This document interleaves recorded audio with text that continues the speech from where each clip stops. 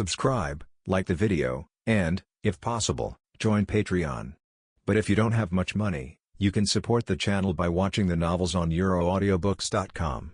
Remember that you can participate in the polls so that your favorite novel gets published for free. He, like his father, is an evil man and deserves to be in prison. Grindelwald. Dumbledore repeated the last name in a low voice. Could it be that after being given a name, one must be a bad person? Dumbledore stood up, and the powerful pressure knocked all the books around him to the ground. Crouch and Orwell confronted the centenarian's rage. The two felt that their throats seemed to be strangled, and even breathing became difficult. Orwell had underestimated Grindelwald's place in Dumbledore's heart. The two had formed a blood alliance back then, and they were closer than brothers. Orwell should never have called Grindelwald a villain. It was this last sentence that annoyed the old man. Dumbledore calmed down quickly. The pressure that filled the principal's room also disappeared without a trace. Everyone breathed a sigh of relief. Orwell, who had calmed down, looked at Dumbledore seriously and asked, "Mr. Principal, can I understand that you want to give that guy shelter?" Dumbledore frowned, but didn't answer right away. Everyone else in the principal's room looked at the old man in front of him, awaiting his final decision. 053. The real purpose of Lucas. Maybe he can be revived by watching the Hogwarts outer hallway. This is the way to leave school. Orwell and his entourage passed by angrily. Sudden, he stopped and looked towards the end of the corridor. Barty Crouch followed and looked over. I saw a blond boy walking towards them. The young man walked gracefully, and his deep blue eyes revealed warmth. "Hi, everyone. Long time no see, Minister Orwell." "Lucas Grindelwald." Orwell gritted his teeth and said the boy's name. In return, Lucas smiled happily. "I didn't expect you to remember my name. I'm really honored. By the way, I have read all about the German Ministry of Magic in the newspapers. Minister Orwell, please forgive me." Orwell lowered his eyelids, hiding the coldness in his eyes. "Thanks for your concern, Mr. Grindelwald." After saying that, he resumed his steps and stopped again when he passed Lucas. "Don't think that with Dumbledore's protection, you will be safe and sound. How long will his protection last?" Hear whispers in his ears. Lucas smiled slightly. It seems that his goal has been achieved. Orwell and others who left were ignored. He looked at the Hogwarts tower. Earlier today, Lucius Malfoy said it when he delivered his headmaster's appointment. Let him beware of Dumbledore backtracking. According to Lucius, the letter of appointment should be given after the other party has finished their work. But Lucas didn't do that. First, he trusted Dumbledore for who he was. Dumbledore, who has a lot of love, will never go back on his word, and he doesn't bother to do such a thing. Of course, just in case, Lucas also prepared backup, and his backhand preparation was even better than Dumbledore's. The reason he went to such lengths to bring Dumbledore in. In fact, it is to convey a message to people outside. Dumbledore sheltered Lucas Grindelwald. With such a backing, Germany and the French Ministry of Magic will take care of any troubles they make. This is what Lucas is really about. Judging from what Orwell just said, his goal has obviously been achieved. Lucas, who was in a good mood, hummed a Scottish tune and walked towards a restaurant. It is said that there are chicken legs tonight. He has to hurry back. "Mr. Lucas Grindelwald, please wait." He heard someone calling his name behind him. Lucas stopped and turned to look. "Hey, it's you, vampire." "What?" Cedric Diggory looked puzzled. "Nothing. I know you, Prince of Hufflepuff," Cedric Diggory. Cedric hadn't thought that a man as famous as Lucas would know him. He happily shook hands with Lucas. "Nice to meet you. I watched your game. It was very exciting. I'm also a seeker. I look forward to playing against you. I don't think this date will be too far away. After Christmas, there will be a match between our two colleges. Come on then." Just chatted a few words. Cedric, who had finished his meal, planned to return to the dormitory, looking at the back of the other party going away. Lucas stroked his chin. Consider whether to be after Cedric's death. Fudge the little badgers to watch in or something to resurrect their prince. Certainly, this is just a joke. Cedric Diggory, he has all the advantages of a Hufflepuff. It's a pity that his young life was ended by a stinky mouse in the end. Lucas walked into the restaurant shaking his head and sighing. "Delicious chicken drumsticks, here I come." In the blink of an eye, More than a month passed. In order to complete the set of achievements, Lucas crazily grabs college points. As a result, the emeralds in Slytherin's hourglass are much larger than those of the other three houses. The little snakes of Slytherin were delighted. The other three colleges are not happy. Hermione seemed to have a rivalry with Lucas, also earning academy points for Ron Clow. In fact, the little witch just doesn't want others to think that she is not worthy of Lucas. During this time, the Quidditch match between Slytherin and Lawan Kelluo was also successfully completed. The result is no suspense. Lucas found the gold snitch again. It took even less time than last time. This also caused him a lot of trouble, or the troubles of happiness to be more accurate. Just like this moment, Lucas watched Hermione and Qiu Zhang followed him from left to right. I sighed helplessly in my heart. Lucas, come on. I have very important news for you. Della comes on like a hero. Lucas got rid of the two women and walked quickly towards each other. Delacoe, I have something to ask you too. Let's go back to the dormitory and talk about it. Go back to the common room. Lucas breathed a sigh of relief. Tell me, what's the matter? Delabranche gave him a strange look at first. Then he said with great interest, You would never have imagined that that servant actually has a dragon egg. A living dragon egg. Servant, Lucas asked suspiciously. Oh, it's the big man who lives by the edge of the Forbidden Forest.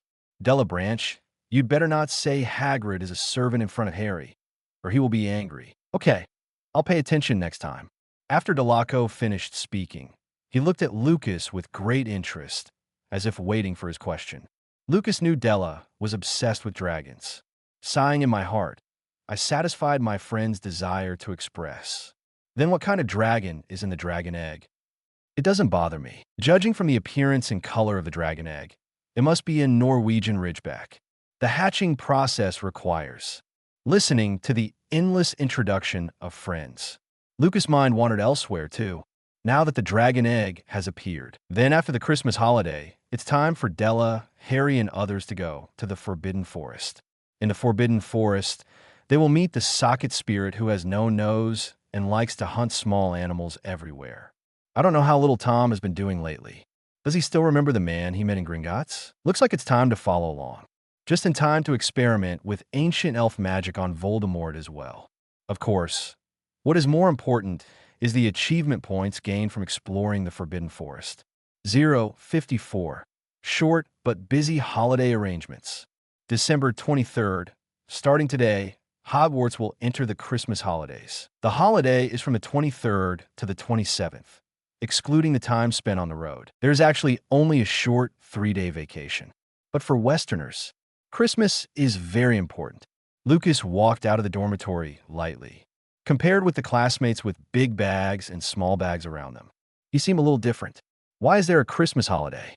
It's just a few days before Xiaolong broke his shell. It's really too bad that he can't see him for the first time. Dragging the suitcase, Della kept whining.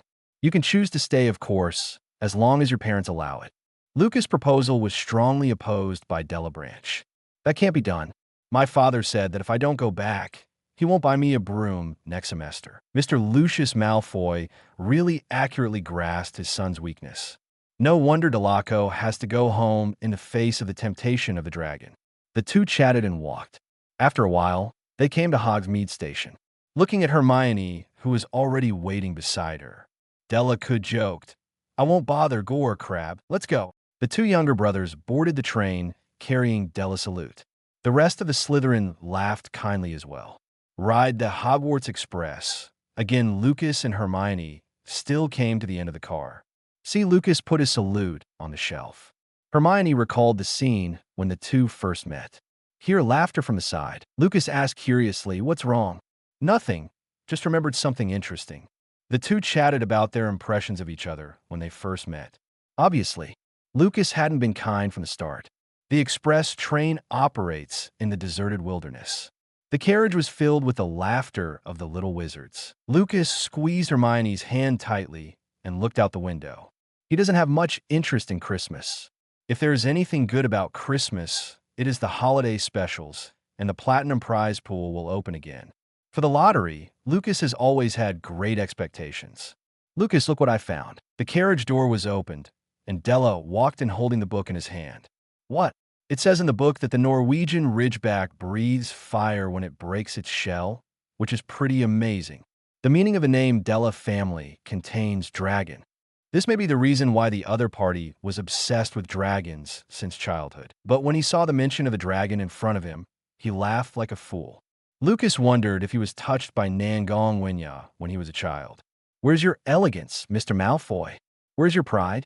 Norwegian ridgeback? Hermione looked at the two of them. She had never heard Lucas mention dragons. Lucas explained a few words in a low voice. Hermione exclaimed, "Is Hagrid crazy? That's a dragon. It's a dangerous creature. How can it be kept in a school? Hey, it's okay. It's still an egg, but it's about to crack." Della explained nonchalantly. Hermione rolled her eyes and said, "Do you know how fast a dragon grows? In less than a month, it will be bigger than Hagrid's house. I advise you to send the dragon away as soon as possible. Otherwise, you will cause trouble and let the Ministry of Magic know, and the dragon will definitely be executed." "Oh, they can't do that." Della Branch immediately made a dissatisfied voice when he heard that the dragon would be executed. But he obviously listened to Hermione's words. This was at least stronger than Harry and Mr. Weasley. Full of thoughts, Della got up and prepared to leave. Just as he was about to get out of the carriage, he seemed to remember something. "Lucas, do you know Nicole Flamel? It's a very familiar name, but I just can't remember where I saw it. Have you started investigating the Sorcerer's Stone?" Lucas shook his head silently. "I don't have any impression. I'll look it up for you when I get back." "Thank you so much, Lucas. Keep talking." The reason Lucas didn't tell Delaco directly about Nicola May, also afraid of any accidents, but it did let him know what to give Delaco for Christmas. The train slowly approached the platform. The performance of the express train is still stable, departing in the morning and arriving in the evening. "Lucas, remember to write to me during the holidays. Do you understand?" Looking at the reluctant Hermione, Lucas nodded with a smile.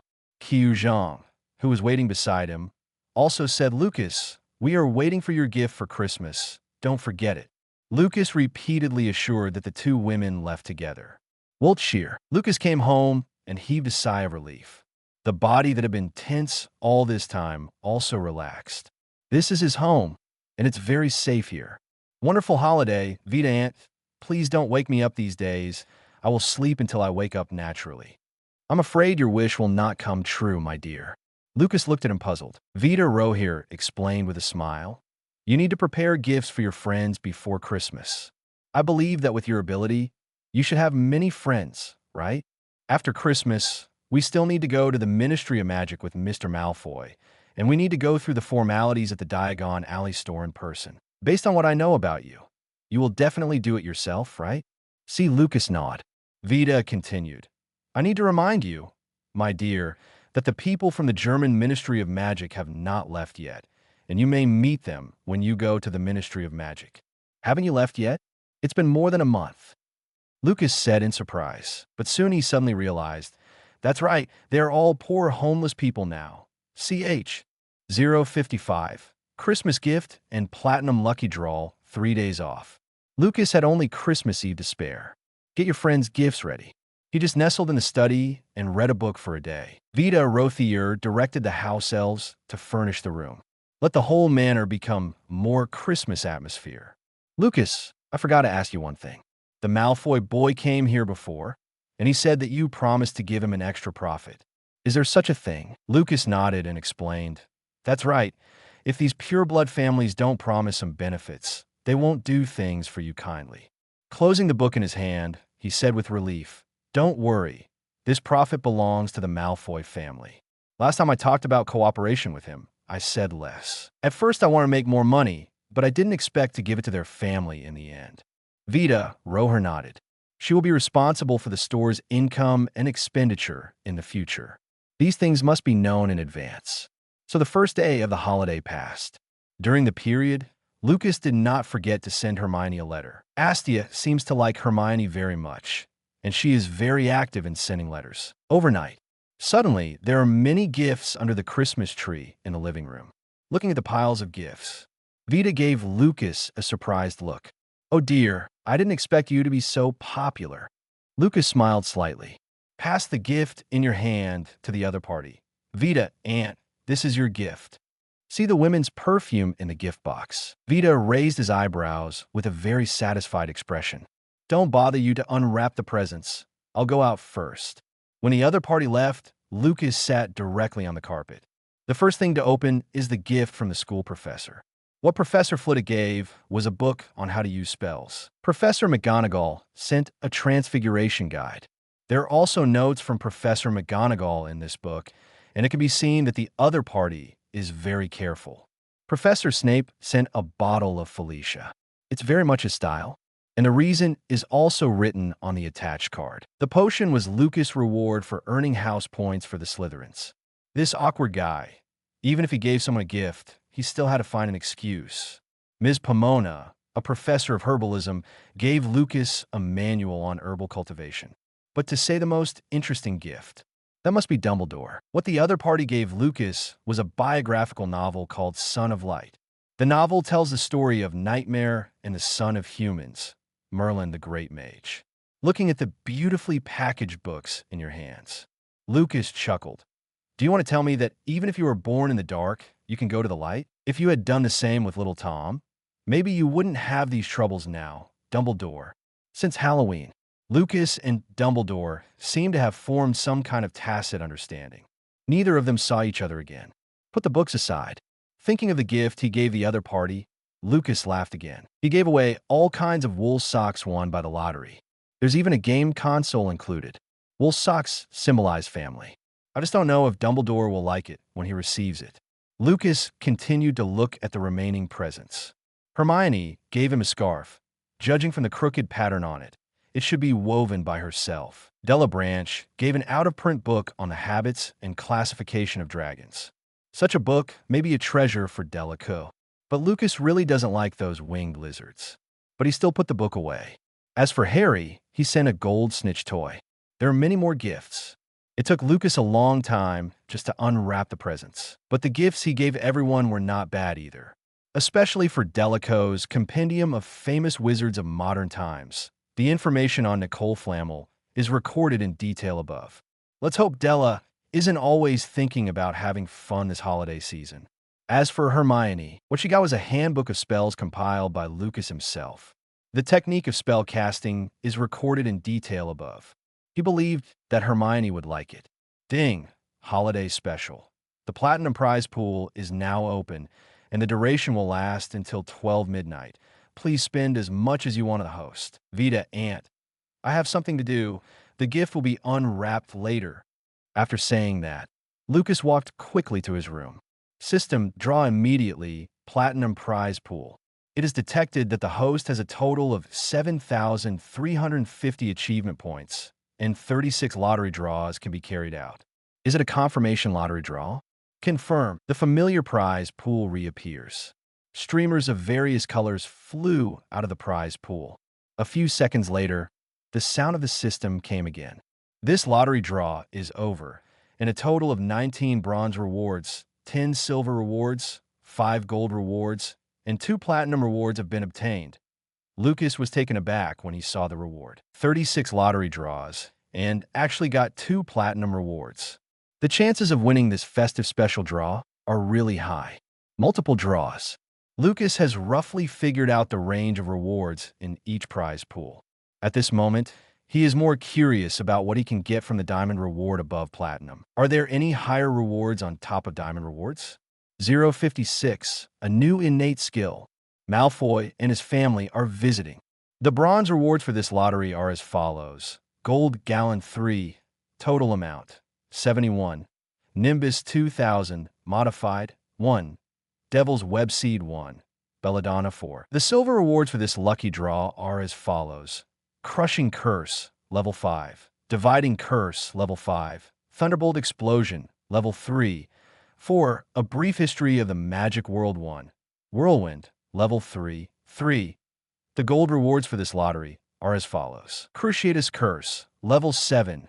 God's Shadowless, level 1. Legilimency, level 4. Props Guardian Heart. Animagus, Black Panther. The platinum rewards for this lucky draw are as follows. Ancient Elven Magic. Looting, level 1. Talent Combination Skill. Roughly read the rewards this time. Lucas gave an order to the system. Let it learn what it should learn and synthesize what it should synthesize. Then, he looked at the several important rewards he got this time. Ancient Elven Magic. Looting. Level 1, you can absorb the magic power of the target character for your own use. The amount absorbed depends on the level of magic. Each target can only absorb it once. This magic is a bit interesting. It is similar to the method of absorbing stars, but it is a pity that there are too many restrictions. System. What kind of talent is this combination skill? Combined skill.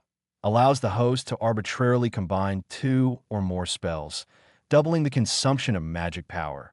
The advantage lies in surprise. Lucas drew out his wand and said, "Clear water is like a spring." Clear water sprayed out from the tip of the wand, instantly covering the chair. By the time the spell stopped, the chair had split in half. Clear water, like a spring plus no shadow of the sharp edge, can indeed play a role in confusing. But the consumption of mana is also the sum of the 2 spells, so it cannot be used frequently, but it is the key to victory in battle. Lucas quickly analyzed the pros and cons of combo talents. Overall, the pros far outweigh the cons. Lucas, in particular, is not short on magic himself. In this way, the disadvantages become dispensable. The platinum rewards this time complement each other, and they are all considered magical skills. System. Open the character list. Name. Lucas Grindelwald. Age. 11 years old. Identity. Leader of the Saints Investment Group. Son of Gellert Grindelwald. Freshman at Hogwarts. Bloodline. Void Elf. First Awakening. Talents. Void Fisher. Sight of Foresight. Combo skills. Magic power. 17. Common aura level. Charms. 9. Full level. Transfiguration. 6. Black magic. 10. Awakened divination. For potions. For elven magic. Soul Eater. Level 1. Loot. Level 1.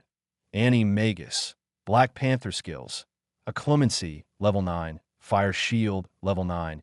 Imperius Curse. Level 9. Killing Curse. Level 9. Transformation Curse. Level 5. Cruciatus Curse. Level 8. Shadowless God's Front. Level 1. Magic items. Felix Elixir 2. Veritaserum 2. Guardian Heart. Achievement points. 150. Lucas took out the Guardian Heart from the inventory. This is a sapphire necklace. The protective alchemy array is engraved in the gemstone. It can withstand the full blow of the quasi-legendary level powerhouse. If the energy is exhausted, the Guardian Heart will automatically recharge for 1 day. As for the standard for quasi-legendary level powerhouses, see Dumbledore and Grindelwald today. Lucas probably had an idea of the strength of the two. Dumbledore and Grindelwald should have been legendary powerhouses in their heyday. But both of them are already 100 years old, and their magical powers are beginning to decline. It should be the pinnacle of the quasi-legendary level now. As for Voldemort, he should be at the legendary level during his all-time victory. Probably not much different from Dumbledore after Resurrection. But as the Horcruxes were destroyed one by one, in the end, his strength should stay at the quasi-legend level, which is stronger than the elite Auror. Lucas shuts down the system. He stood in front of the mirror and closed his eyes. When he opened his eyes again, an elegant black panther appeared in the mirror. Panthers are slightly smaller than tigers, with a tail length of about 90 centimeters. The most amazing thing is that the eyes of the Black Panther are blue like stars. That's Lucas Animagus. No matter how many books you read, it's better to draw a lottery. Looking at the beautiful figure in the mirror, Lucas smiled with satisfaction. System, can I have another form of Animagus? Yes, due to your elven blood blessing, you can have 2 Animagus forms, including magical creature forms. Lucas returned to human form, raising an eyebrow. One of Animagus' taboos is not being able to turn into magical creatures. But now he broke that taboo. It made Lucas wonder what his magical creature form would be. Lucas, Mr. Malfoy is visiting. They're going to spend Christmas with us. I see, Vita Aunt. Lucas changed clothes and walked out of the room. Standing on the stairs on the second floor, he saw the Malfoy family in the living room at a glance. Merry Christmas, Mr. Grindelwald. Merry Christmas, Mr. Malfoy, Mrs. Malfoy. Della's eyes lit up when he saw his friend. He was just about to say hello to Lucas. His father gave him a cold glance. Ahem, Nice to meet you, Mr. Grindelwald, looking at Della Co, who is serious about noble etiquette. Lucas suppressed a smile and greeted the other party. Several people came to sit on the sofa. Lucius Malfoy said, "Please don't be offended if you take the liberty to visit. As a neighbor and future partner, I think the two families should spend this beautiful Christmas Eve together. Also, I think we should have a good discussion about going to the Ministry of Magic tomorrow, don't you think?" Of course, I think so too. After dinner, Lucas took Vita, Rothier, and Lucius Malfoy into the study. The three of them chatted until late at night. This made Della very depressed, and he planned to ask Lucas to open the present together. 057 Go. Heading to the British Ministry of Magic, Enemy Road is narrow. December 26th. When other children are still immersed in the cheerful atmosphere of Christmas, Lucas had already put on his luxurious wizarding attire and was about to set off for the British Ministry of Magic. Cuckoo, cuckoo. Astia flew out of the window with a pink envelope in her mouth. "Thank you, dear."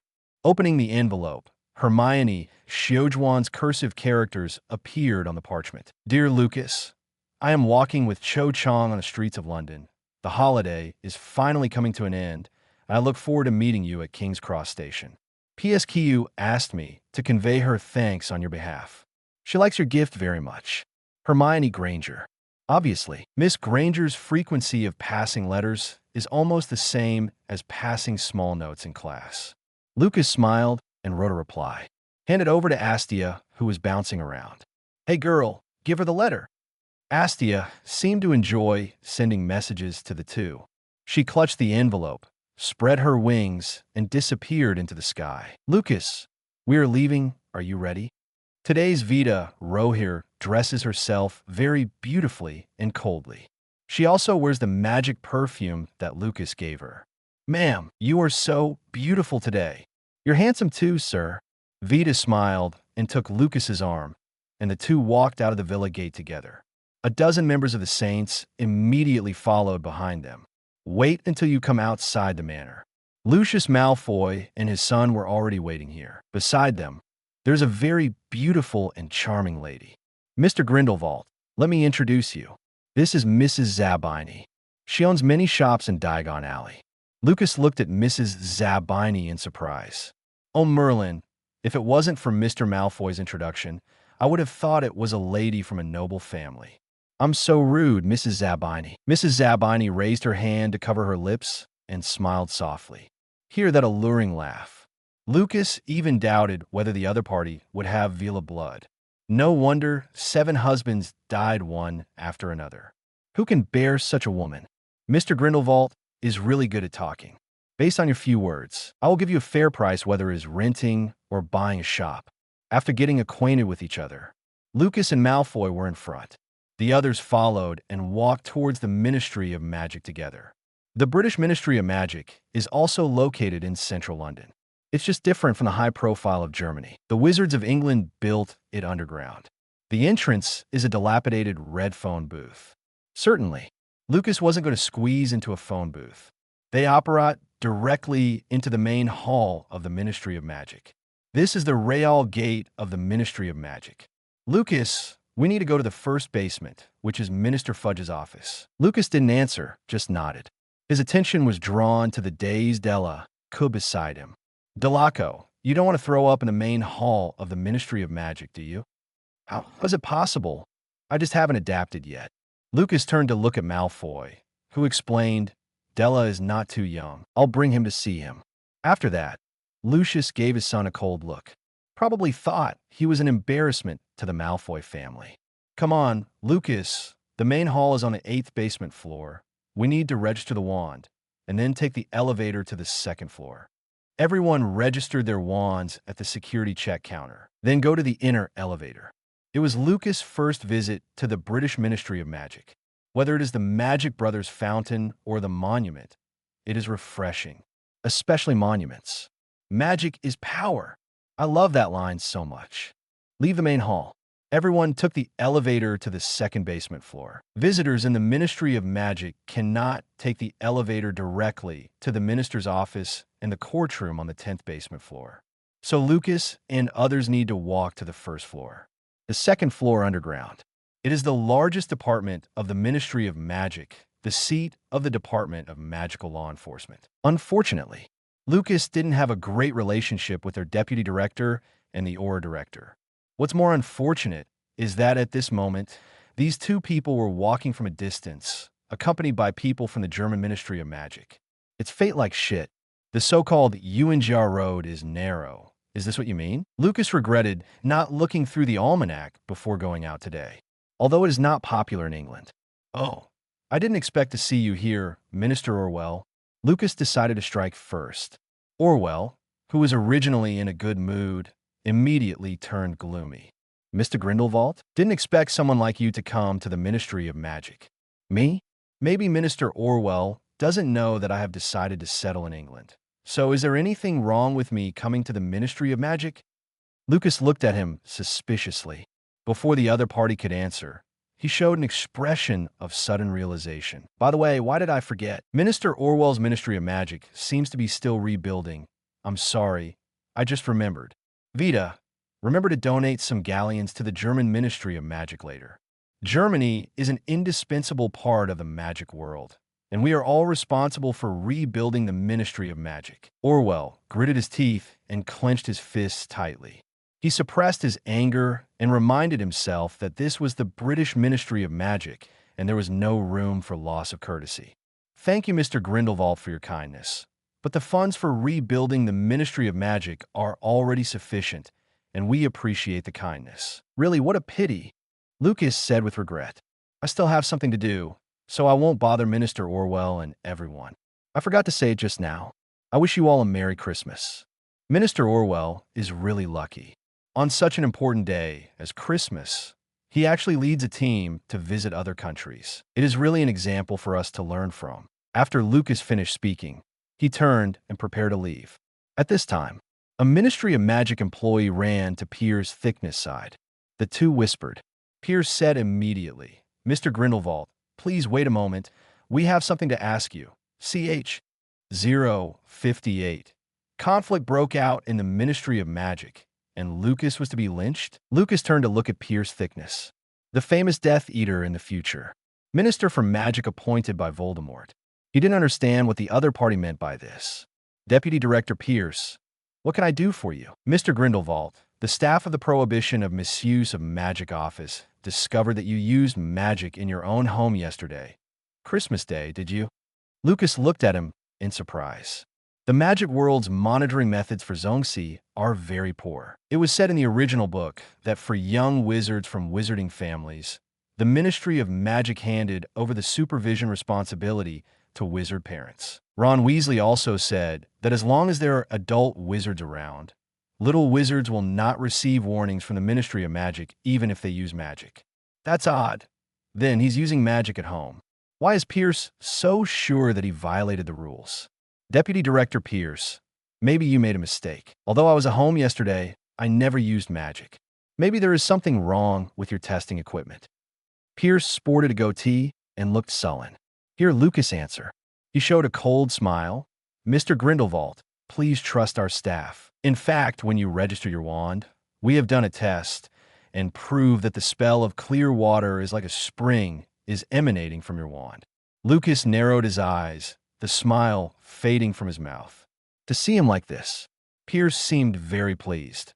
Rufus, take Mr. Grindelwald to the Misuse of Magic office. The Aura Chief of Staff, Rufus Scrimgeour, stepped out of the queue. This staid, stern fellow knows no occasions. He led his aurors towards Lucas. Before approaching, he was stopped by members of the Saints. Della Branch stood in the crowd. Seeing that the two sides are at war with each other and their magic wands are facing each other, suddenly felt a trace of fear. After all, this proud boy is just an 11-year-old. Lucius Malfoy wasn't involved. He believed that Lucas' ability was enough to handle such a small scene. Seeing his son's worthless appearance, he came behind him and lifted the opponent's head with his hands forcefully. Look carefully.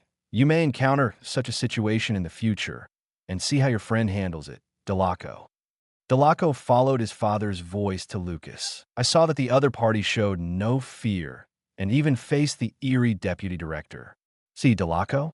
This is what a leader should have. And you, as the future head of the Malfoy family, must become like him. Del Lake stared at the back of his friend. Ever since he got acquainted with Lucas, he knew that the other party was excellent. But Delaco never imagined that his best friend would be so brilliant one day. This moment, Della looked at Lucas with a look of admiration besides friendship. Pierce walked up to the members of the Saints. Looking at the young man surrounded by him, he said, "Mr. Grindelwald, this is the Ministry of Magic. Are you sure you want this?" After finishing speaking, Pierce looked at the surrounding Saints and gestured to the wands in their hands. "Vita, put away your wand." Vita Rothier slowly lowered her wand. The other members followed suit and put away their wands, but their eyes were fixed on the aura present. Lucas took a deep breath and smiled at everyone. As a member of the British magical community, it is my duty to cooperate with the Ministry of Magic. After he finished speaking, he turned his head to look at Lucius Malfoy and Mrs. Zabini. After expressing apologies to the two, he left with Rufus. Seeing his friend being taken away, Della was extremely anxious. "Dad, you have to figure out a way to prevent Lucas from being taken away." Della watched carefully. Sometimes, being taken away does not mean that something will happen. Lucius looked around after speaking. When the conflict happened just now, the wizards around all touched their wands. Lucas must have noticed, so he chose to follow the other party away. This is the Ministry of Magic. Lane-ticking can't get cheap. While everyone was waiting, Lucius Malfoy told his son some truths by precept and example. Others are looking for places to sit and rest. The audience will say the happiest person. Nothing is better than Orwell, minister of the German Ministry of Magic. Seeing Lucas deflated, his bald head was much brighter than before. Have you all seen it? Deputy Director Pierce and Director Rufus are the role models we should learn from, and we should be tough when dealing with dark wizards. Orwell appears to be lecturing the wizard against his opponent, but his voice was so loud that everyone on the second basement floor could hear it. He seemed afraid that people would not know that Lucas was a dark wizard. Vita Rothier's face gradually became gloomy, and his gaze at Orwell became very dangerous. And Orwell seemed to have just seen Wada, he said in surprise. "Oh, isn't this the charming Rose of France, Ms. Vita Rothier? I didn't expect to see you here, but your complexion looks very bad. Is it because you're worried about your little master? Let's guess, if a minor abuses magic, will his wand be broken? It's really exciting." Orwell's obnoxious voice echoed in the second basement. He had planned to leave, but now I want to see how Lucas will be punished in the end. Orwell knew very well that both Pierce and Rufus hated dark wizards very much. At the same time, Lucas, who was brought into the office, heard the loud sound of the door closing behind him. The body immediately tensed up. Grindelwald, what a disgusting surname. The voice behind him just fell. Lucas was pulled and turned 180 degrees. Immediately afterwards, a wand was placed on his temple. 059. Gazing, hiding in a dark corner, rescuers appear. There was an icy, cold feeling in the temple. Make Lucas' brain calm down quickly. He looked at Pierce blankly and said, "Aren't you afraid that Director Amelia and Minister Fudge will blame you for treating an underage wizard like this?" Lucas' words sounded like a joke to Pierce. "Mr. Grindelwald, do you think Minister Fudge will stand up for a dark wizard?" Deputy Director Pierce, if you call me a dark wizard again, I will complain to your superiors. Complaint? Pierce's eyes widened. The wand in his hand pointed even harder at Lucas' temple.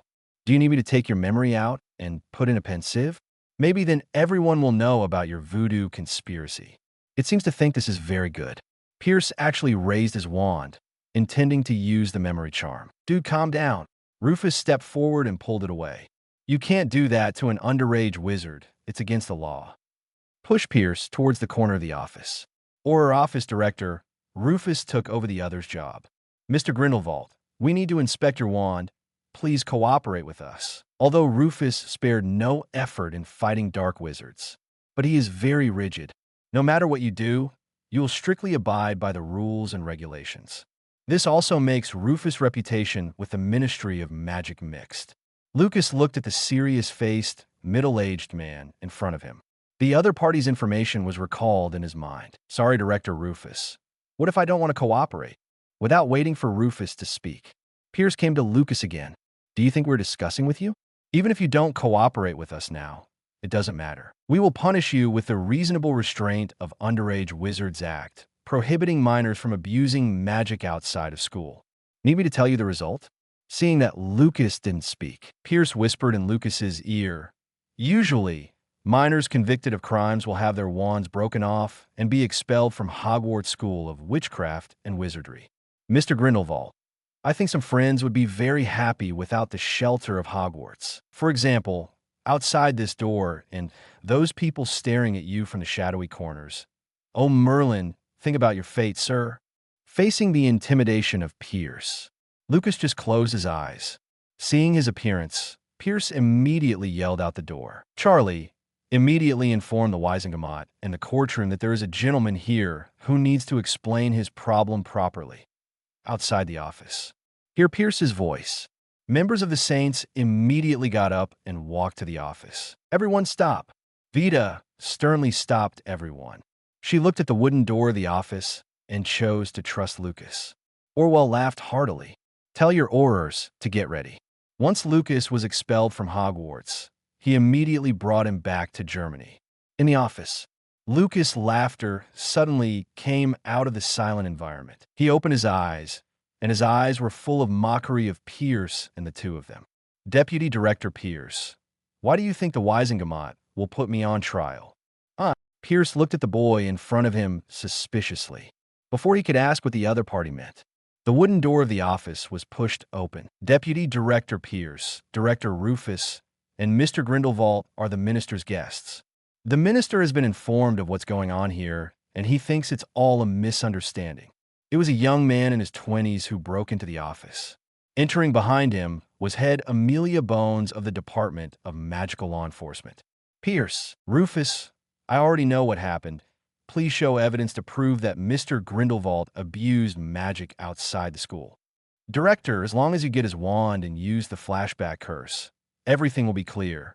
Need I remind you, Pierce? We can't force someone to surrender their wand without proof.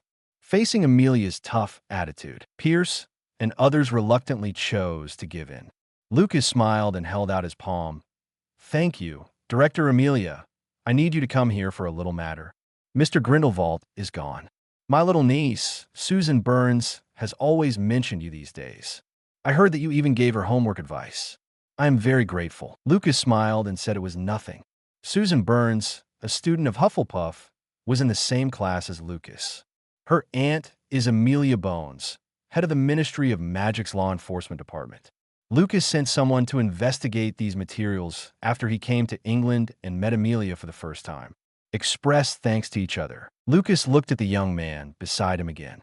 Nice to meet you, sir. My name is Lucas Grindelwald. Good morning, sir. My name is Pine Caro, assistant to Secretary Fudge. Oh, the Caro family, one of the Sacred 28 families. It's an honor to meet you. Here, Lucas mentioned his family. Pine's eyes were full of pride. Mr. Grindelwald, the minister has been waiting for a long time. Please follow me. Wait a minute. Lucas turned back and walked in front of Pierce. Signaled the other person to bend down. I saw him close to the other party's ear and whispered, I don't know if those people outside the door and in the dark are happy now. But I can assure you, Deputy Director Pierce, you will not be happy in the future. So be careful. Get out of the misuse of magic office. Everyone outside the door breathed a sigh of relief. Seeing Orwell's astonished expression, Lucas smiled at him. Wait until everyone comes to the corridor leading to the first basement floor. Lucas' expression immediately became cold and gloomy. Vita, you know what to do next. Don't worry. I will arrange the most suitable person to do it. Vita's expression at the moment was no different. It seems that this trip to the Ministry of Magic completely angered this proud lady. Sorry, Master, I'm late. No, Pine, you came just in time. The voices of several people were very low. Mrs. Zabini, who was walking behind, could not hear what they were saying.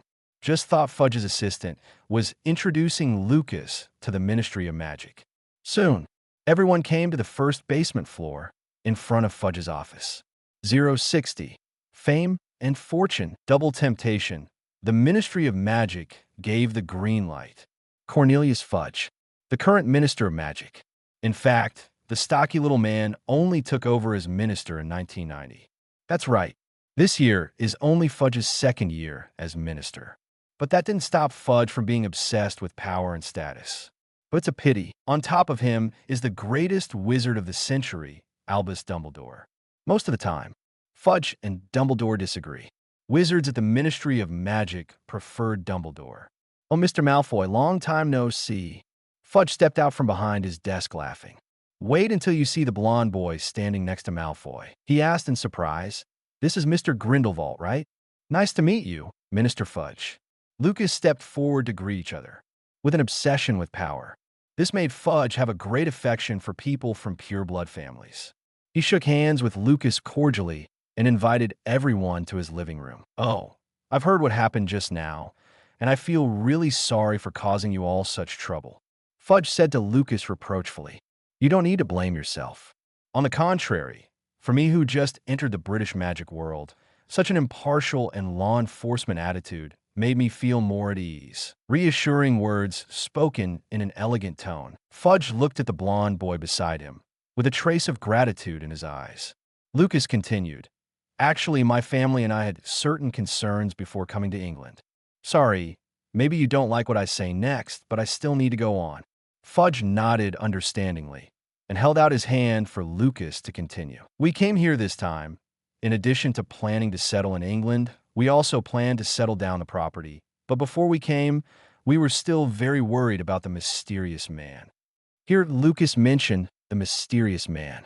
The office suddenly became silent. Especially Fudge. He even trembled a little when he heard the word mysterious man. Sure enough, as the data said, the minister of the British Ministry of Magic is greedy for power and also weak at the same time. Otherwise, it wouldn't always be compromised with Dumbledore. Mr. Grindelwald, the mysterious man, was wiped out more than 10 years ago. You and your family can rest assured. Of course, I believe your words very much, especially when I came to the Ministry of Magic this time and saw your subordinates enforce the law impartially, which made me more confident about settling here. After Lucas finished speaking, he looked at Fudge with a trace of admiration in his eyes. Speaking of which, Minister Fudge is responsible for all of this. It's great that you were elected Minister of Magic. Hearing these words, Fudge almost grinned to his ears. He looked at Lucas with growing satisfaction.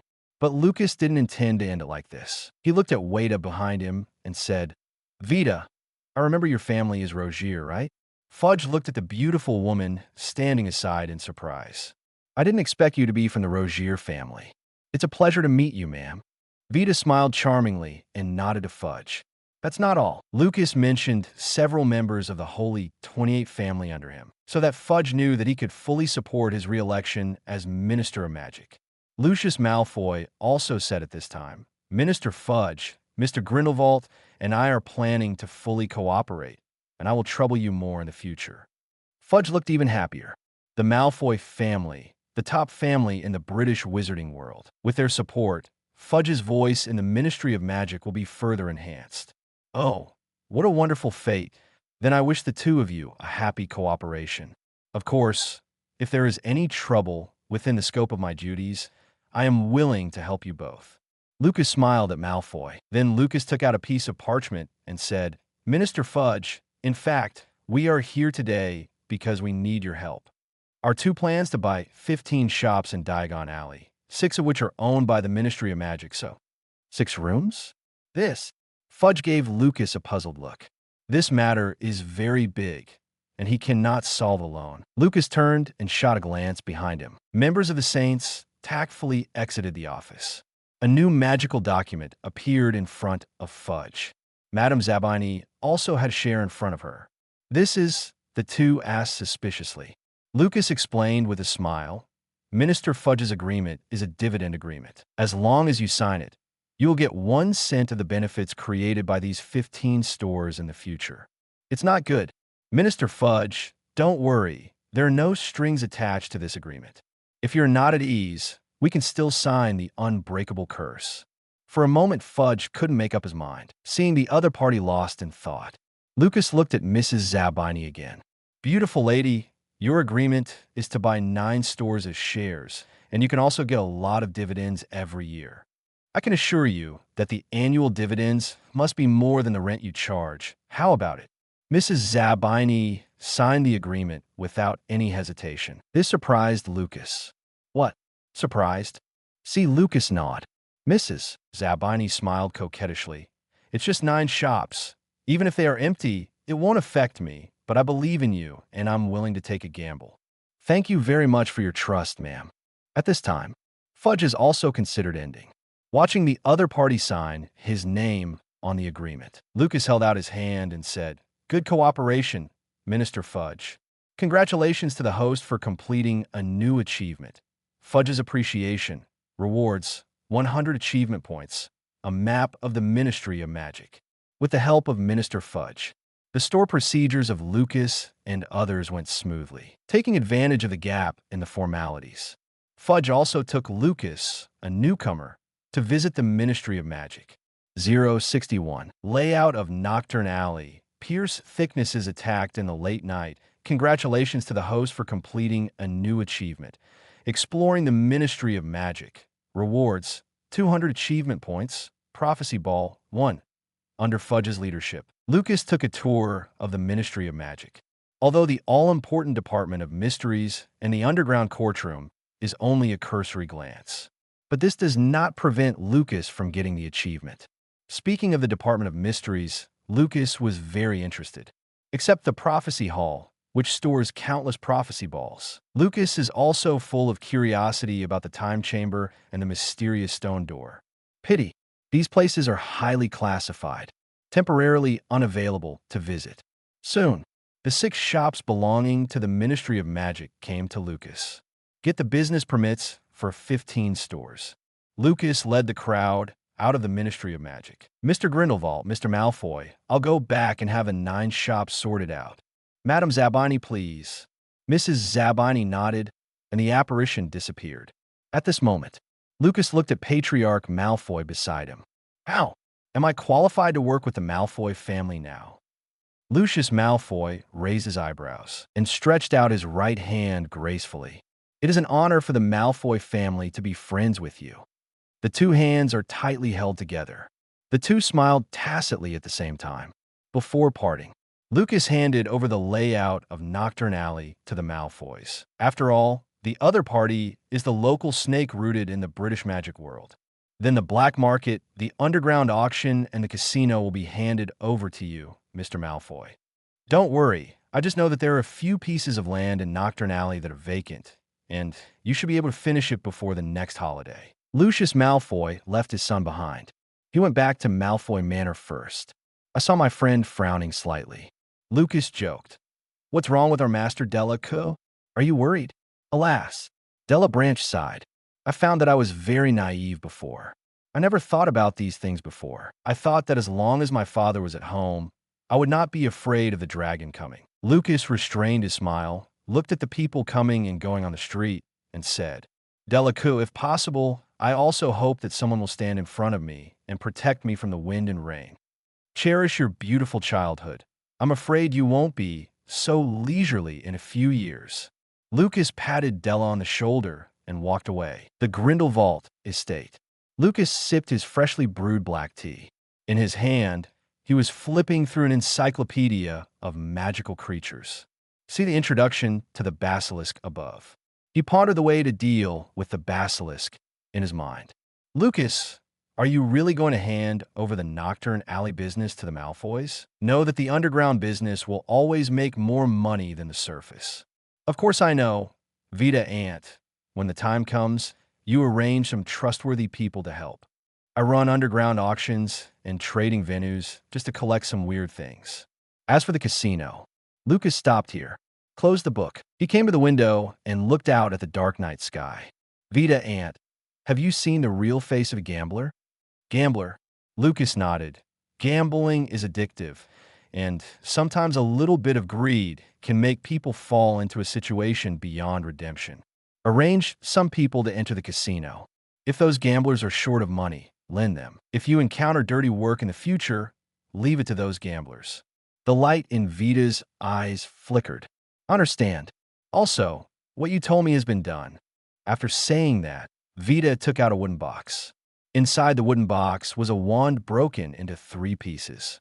Lucas just glanced at it, then asked, "Where's the man? Broken limbs, broken spine. Even St. Mungo's will take months to recover." "Oh, poor Pierce. I had someone pretend to be an alcoholic. I got into a conflict with Pierce on the way home. I pretended to have injured him by mistake. No one should suspect it." Hear Vita's words. Lucas laughed and said, "He just got into trouble with me during the day and met a drunkard at night? This is too coincidental. It's okay. Even if they suspect, there is no evidence. Let those who did the work go back to Nurmengard to take care of Father." Vita nodded, turned, and walked out of the room to make arrangements. Lucas took a deep breath and looked out the window at the night sky again. "Pierce Thicknesses, you are really troublesome. If you hadn't worried about Fudge's fear of repentance, you would not have such a good life today."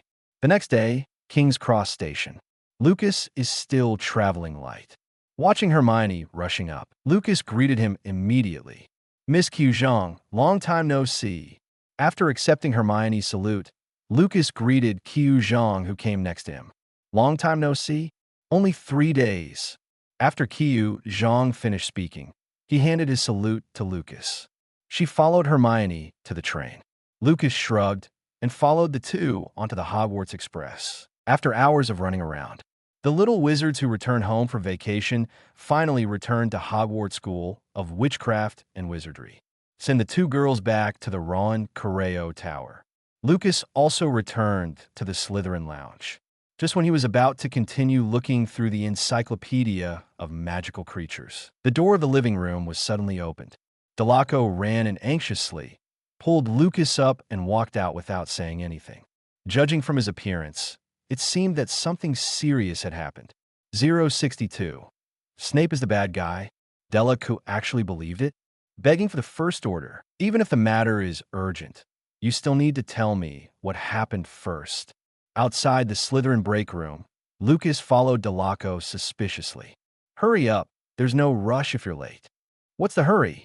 "Dragon. The Norwegian Ridgeback is about to break its shell." Lucas shook off Delaco's hand and stopped his steps. "If it's watching a big lizard break its shell, then I'm not interested." "Hey, that's rude of you. That's a dragon, not a lizard."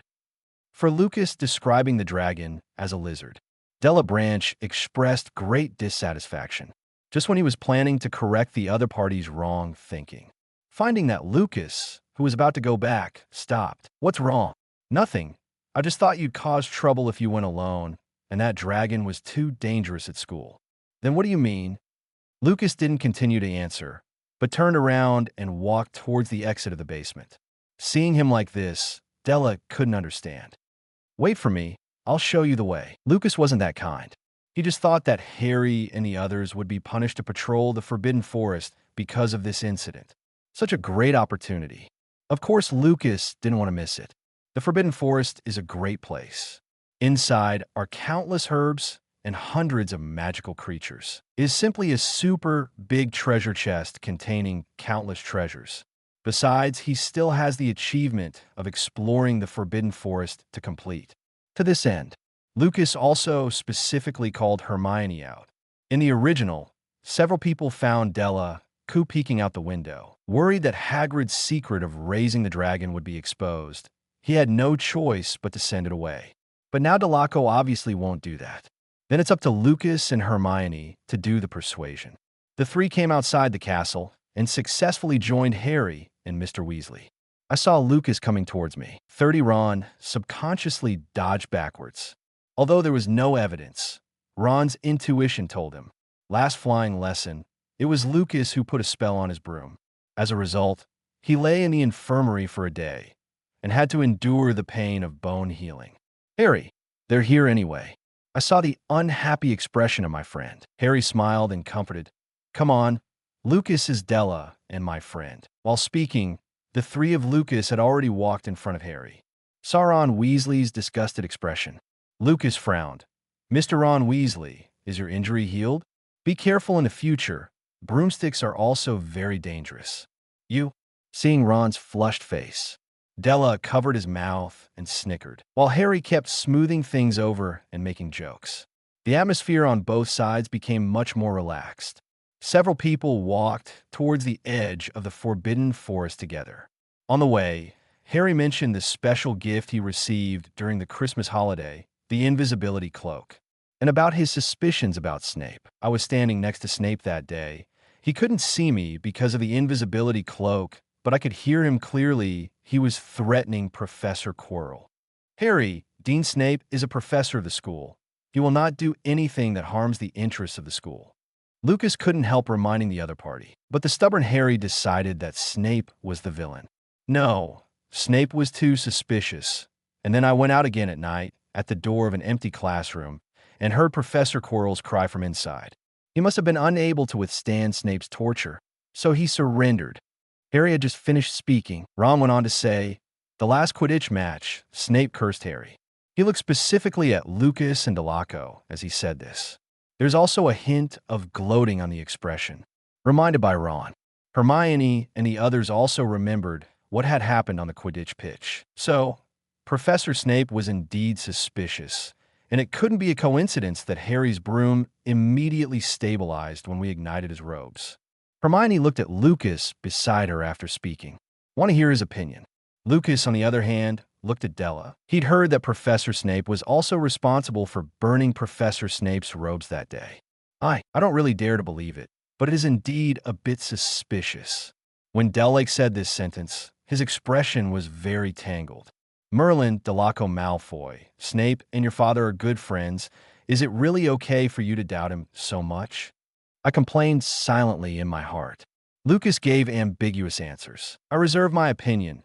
Sometimes those who look bad actually have a very delicate heart. And those guys who seem harmless to humans and animals, maybe they are murderous demons behind their backs. As soon as he finished speaking, Ron Weasley made fun of him. "Oh, Mr. Grindelwald is very kind. You look quite harmless." Fortunately, at this time, everyone had already arrived outside Hagrid's hut. See Hagrid open the door. Everyone tacitly stopped talking about Snape. "Oh, you are here. Come quickly. The little dragon is about to break its shell." For the arrival of everyone, Hagrid was very happy. This big man, with a height of more than 3 meters, likes dangerous creatures very much. He also called those dangerous creatures cuties. It's right to think about it carefully. For his size, most dangerous creatures are cuties. Invite people to their seats. Hagrid looked at Lucas and Hermione and asked, "Are you new friends?" Hagrid, this is Lucas, and beside him is Miss Hermione Granger. Oh, Hagrid's eyes widened in surprise. "Are you Lucas Grindelwald?" See Lucas nod. Hagrid smiled and said, "I've heard of you, or everyone at school has heard of you." Dumbledore also said, "You are a very interesting little guy. Nice to meet you. My name is Rubius Hagrid, gamekeeper." After introducing each other, Hagrid couldn't wait to walk to the fireplace. A dragon egg the size of a football is stored there. Look, the little guy is about to break his shell. Everyone immediately stepped forward to stare at the dragon eggs that kept moving on the table. Accompanied by a crisp sound, a crack appeared at the top of the dragon egg. Just when everyone was about to exclaim, a small, ferocious dragon head broke out of the shell. "Oh, the little guy is out. Mom is so happy. Come on, crawl out of this damn eggshell hard." Lucas frowned, looking at Hagrid with distaste. He really couldn't stand a strong man, 3 meters tall, exuding maternal love for a palm-sized baby dragon. Even see baby dragons fully emerging from their eggs. The strong man also showed a look of crying with joy. "Merlin, come and take this monster away." Thankfully, the sensual Hagrid only lasted a short time. Soon he turned back to the old rough guy. "Look at the Norwegian ridgeback in the palm of your hand." It was as if Hagrid saw a rare treasure. "Hagrid, let's see it too." Delacour stood on tiptoe and looked up at the opponent's palm. Hagrid smiled shyly and put the baby dragon on the round table. "Merlin, it's so beautiful. How big do you think it can grow?" What a beautiful cutie. The reactions of the three of Harry made Hagrid very happy. This strong man with half-tightened blood is really innocent sometimes, stupid. Lucas and Hermione looked helplessly at the few people who had fallen into obsession. Listen to what they said. "Cutie? This little cutie was able to swallow their heads in one gulp after a month. This little cutie can start a monstrous fire with just a breath of dragon breath. I saw a few people still commenting on the young dragon. Lucas coughed deliberately. Let me tell you a few. Should we give this young dragon a name? Several people suddenly realized. Delaco looked at the baby dragon and said, "How about calling it Duke? I've been thinking about that name for a long time." No, Harry shook his head. I think Locke is fine. Obviously, this name is not recognized by everyone. Then Ron and Hermione had a few more conversations, but they are all popular names. It is worth mentioning that Hermione named several of them. Also includes Crookshanks. It seems she has wanted a pet for a long time. As the master of the young dragon, Hagrid vetoed everyone's name. He thought hard for a long time and finally said the representative name Noble. Lucas saw several people around the young dragon yelling Noble and Noble. He patted his forehead helplessly. Delacour, are you reading all those books for nothing? This Norwegian Ridgeback is obviously a female dragon, and the name Norbur is not suitable for her. Hear what Lucas said. Hagrid immediately held the baby dragon in his hand to observe. Finally had to admit that Lucas was right. I saw a few people falling into the trouble of naming again. Lucas sighed. How about calling her Nobita? Congratulations to the host for completing the new achievement. Dragon and Elf. Reward. 20 achievement points. The baby dragon seems to like the name Lucas took. She let out a dragon cry and crawled along the elf breath on Lucas. The issue of names is resolved. The rest is to discuss the fate of the young dragon. Hear Lucas say to send Nobita away. Hagrid hastily shook his head and refused to agree. Even though Norbeta burned his beard with the breath of the dragon, Hagrid did not put the dragon down. The same goes for Harry and others, who felt that it was too cruel to send the newborn Norberta into the wild. Hey, you have to understand that the Ministry of Magic has a clear regulation that no teacher is allowed to raise Dragon 050 without permission. If found out, Hagrid may have to leave Hogwarts forever. Lucas' words made several people frown. Seeing a few people talking, Hermione immediately understood what they were thinking. Don't take chances. It only takes 1 month for Nobita to grow bigger than this house. At that time, what are you going to do with her? Get her up? Oh no, Nobita, mother can't bear you. Hagrid cried bitterly while hugging the baby dragon. Lucas' eardrums hurt from his crying. Lucas turned his head to the window, trying to distract himself. Coincidentally, there was a human face looking inward by the window. Ooh! Hearing Lucas yelling, the people outside the house immediately fled to the distance. Look at that Fargo figure. Delacour frowned. Oops, it's Angus Selwyn, my sworn enemy. He will definitely tell the professors about Norberta. Why Lucas stood up from his seat. He said in an irresistible tone, Hagrid, Norbeta must be sent away, otherwise you will be in danger. Lucas applauded the Selwyn boy in his heart. The opponent appeared in time, for fear of Selwyn's whistleblowing. Hagrid was forced to agree to send Norberta away, but where to send it became a problem. I can't find a place to throw it in the wild.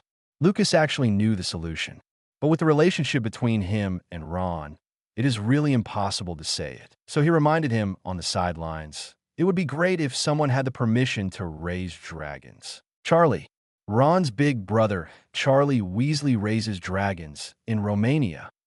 Mr. Harry, the witty Mr. Potter, was quick to respond. When everyone heard his words, Sunset looked at Ron. Ron, who was in the spotlight for the first time, immediately patted his chest and made a promise to Hagrid. On the way back to the dormitory, the three of Harry were still chatting about dragons. I noticed that the eyes of the characters in the portrait looked at me and the others vaguely. Lucas knows. Dumbledore should have known by now that his savior boy was in danger. So, is Dumbledore involved in this matter? Lucas put the question to the back of his mind for a moment. All he needs to do is follow Harry and the others. Then he was fined and sent to the Forbidden Forest.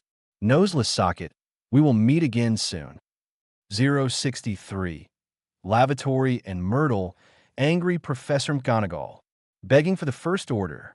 The reply from Charlie Weasley came sooner than expected. In the letter, the other party praised his younger brother Ron for his correct decision. Then tell everyone. A week later on Saturday night, he asked his friends to wait on the top floor of the Hogwarts Tower. Only wizards who have attended Hogwarts. No stranger to towers. That's where astronomy classes are held. Next week.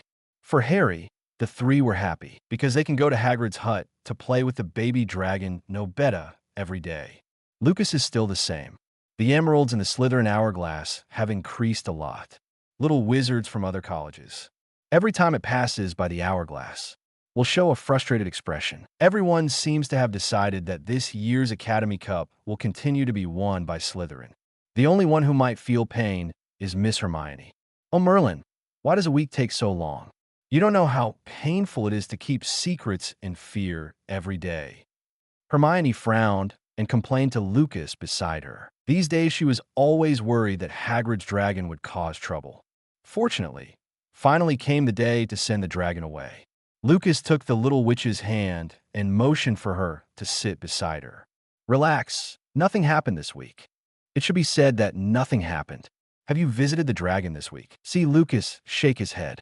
Hermione said angrily, she's grown to the size of a wooden box. It's only been a week, Merlin. Lucas, who has never been interested in dragons. He was taken aback after hearing Hermione's description. Grows so fast.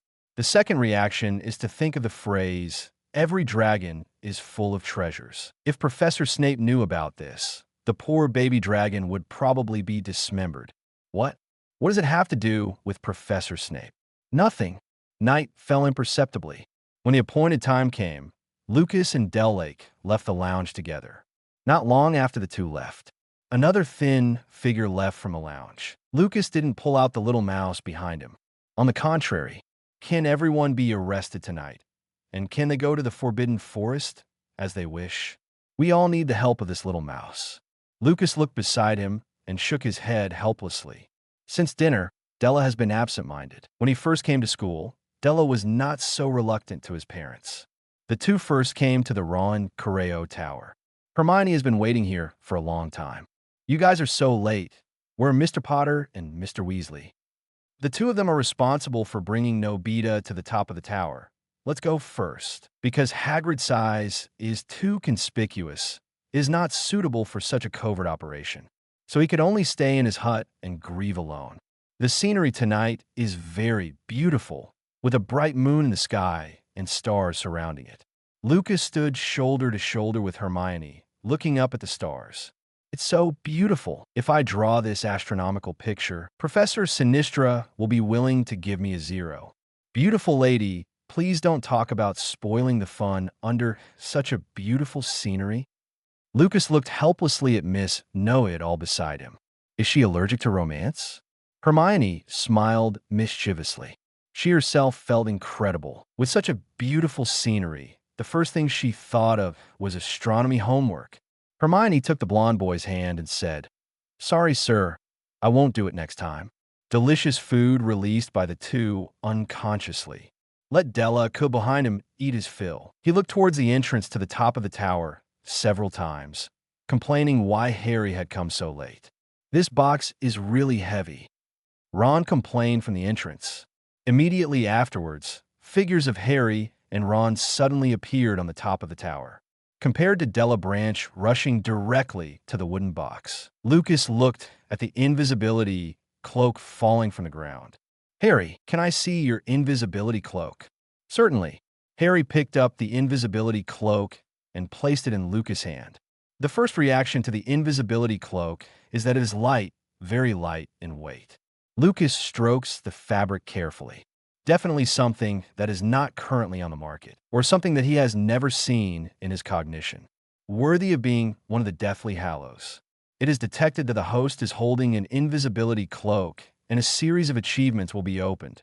3 Deathly Hallows. Collect 3 complete and undamaged Deathly Hallows, and you will get a chance to draw diamonds once. Note, the collection referred to here requires the Deathly Hallows to recognize the host as the master, so that it can be considered as an effective collection. Lucas frowned and returned the cloak to Harry. This is yet another long-running series achievement that took time to complete. At the very least, The early stage is absolutely impossible to complete. Charlie Weasley's friends finally made it to the top of the tower. I saw this big brother flying from a distance, swaggering on a broom. Lucas confirmed his thoughts even more. Without Dumbledore's permission, it would be hell if outsiders could come in like this. Give a wooden box to the opponent. Under the reluctant eyes of Harry and others, Charlie's friend flew towards the moon. The young dragon was sent away. The three of Harry seemed to have lost their beloved treasure. Along the way, no one spoke. Lucas stopped when he passed the bathroom on the first floor. "What's wrong?" Hermione asked softly. The eyes of other people followed suit. Lucas shook his head. "It's nothing. I just heard from the seniors that there's a very interesting ghost in this semi-abandoned girls' bathroom." "You mean Moaning Myrtle?" Hermione immediately thought who Lucas was talking about. Others looked confused. "Wait, too. Who is Moaning Myrtle?" I'm Moaning Myrtle." A roar came from the side. A ghost wearing the wizard robes of Raw and Claw emerges from the wall. She circled around the crowd, approaching Lucas shyly. "Hi. Can you tell me your name?" "Lucas Grindelwald. Nice to meet you." Hermione turned her head, slightly displeased. She also doesn't know why she would eat a ghost vinegar.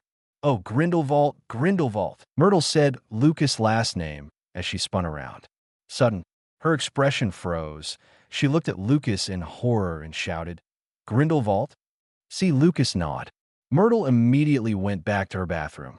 Immediately afterwards, everyone heard the sound of heavy objects falling into the water.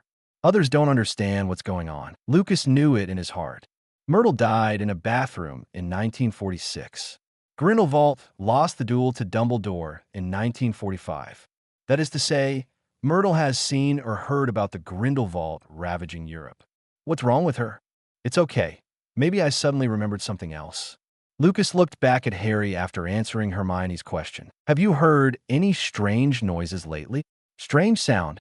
Harry thought about it carefully, then shook his head in denial. Everyone continued to move forward. Lucas glanced back at the bathroom. The exploration achievements of the 4 colleges are always unfinished. He was wondering whether to go in and get the achievement points while the basilisk was still sleeping. But he doesn't speak Parseltongue. Lucas frowned slightly and finally decided to find time to try out. Maybe learning the pronunciation in the movie can open the secret room. "Lucas, did you hear what I said?" Hear Harry's voice. Lucas came back to himself immediately. "What? I want to ask you.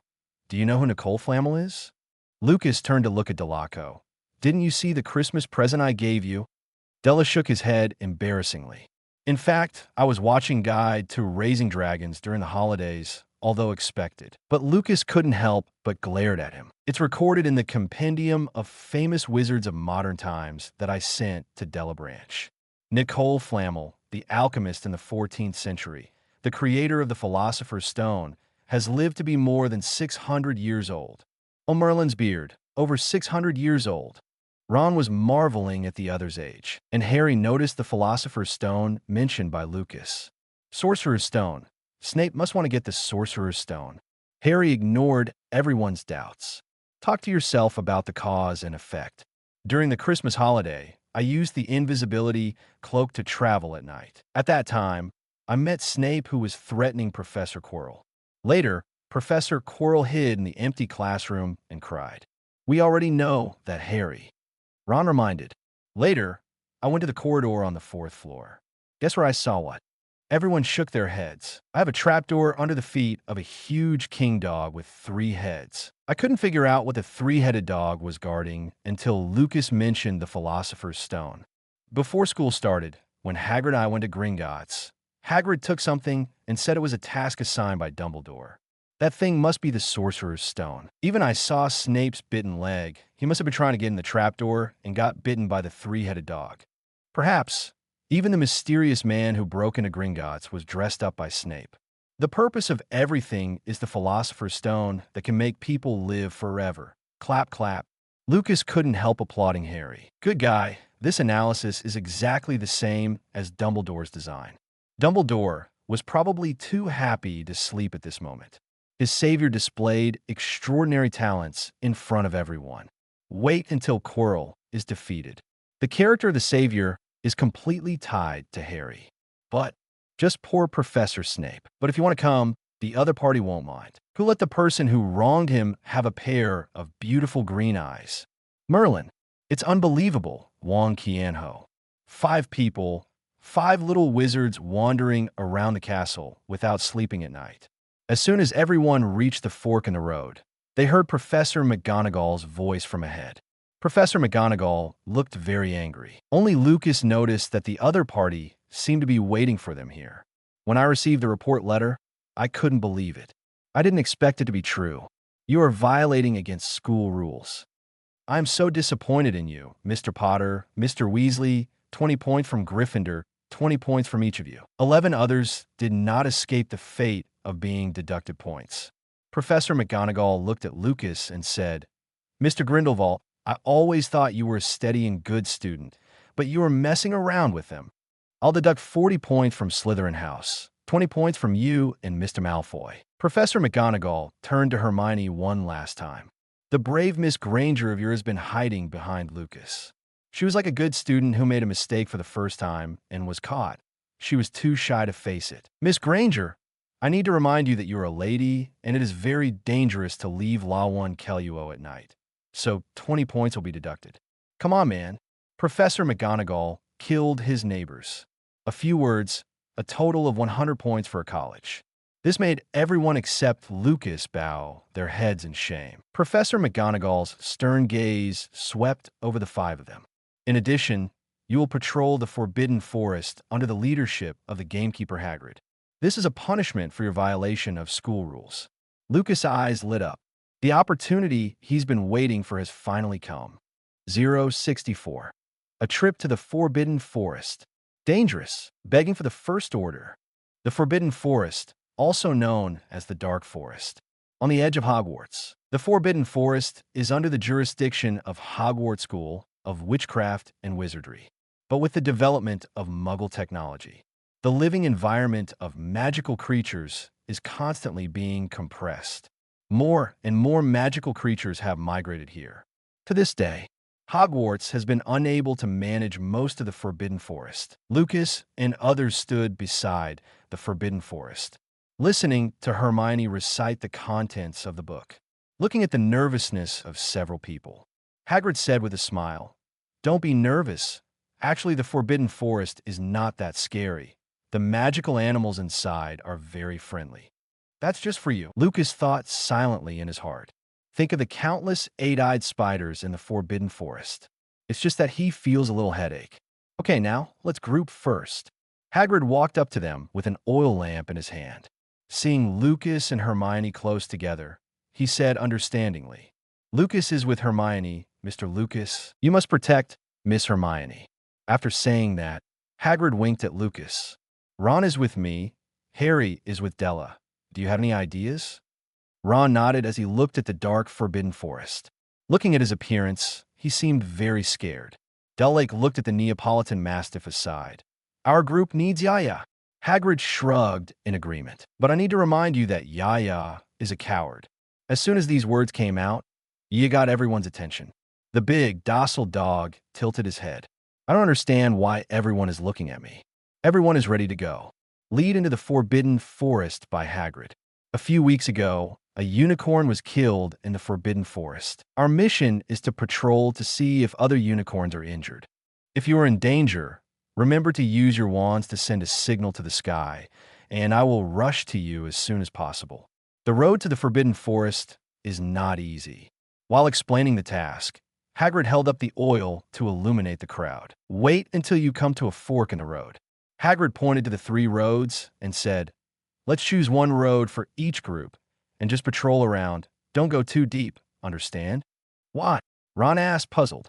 A deep and long wolf howl answered his question. Hagrid whispered mysteriously, There are not only werewolves in this forest, there are many, many unknown creatures.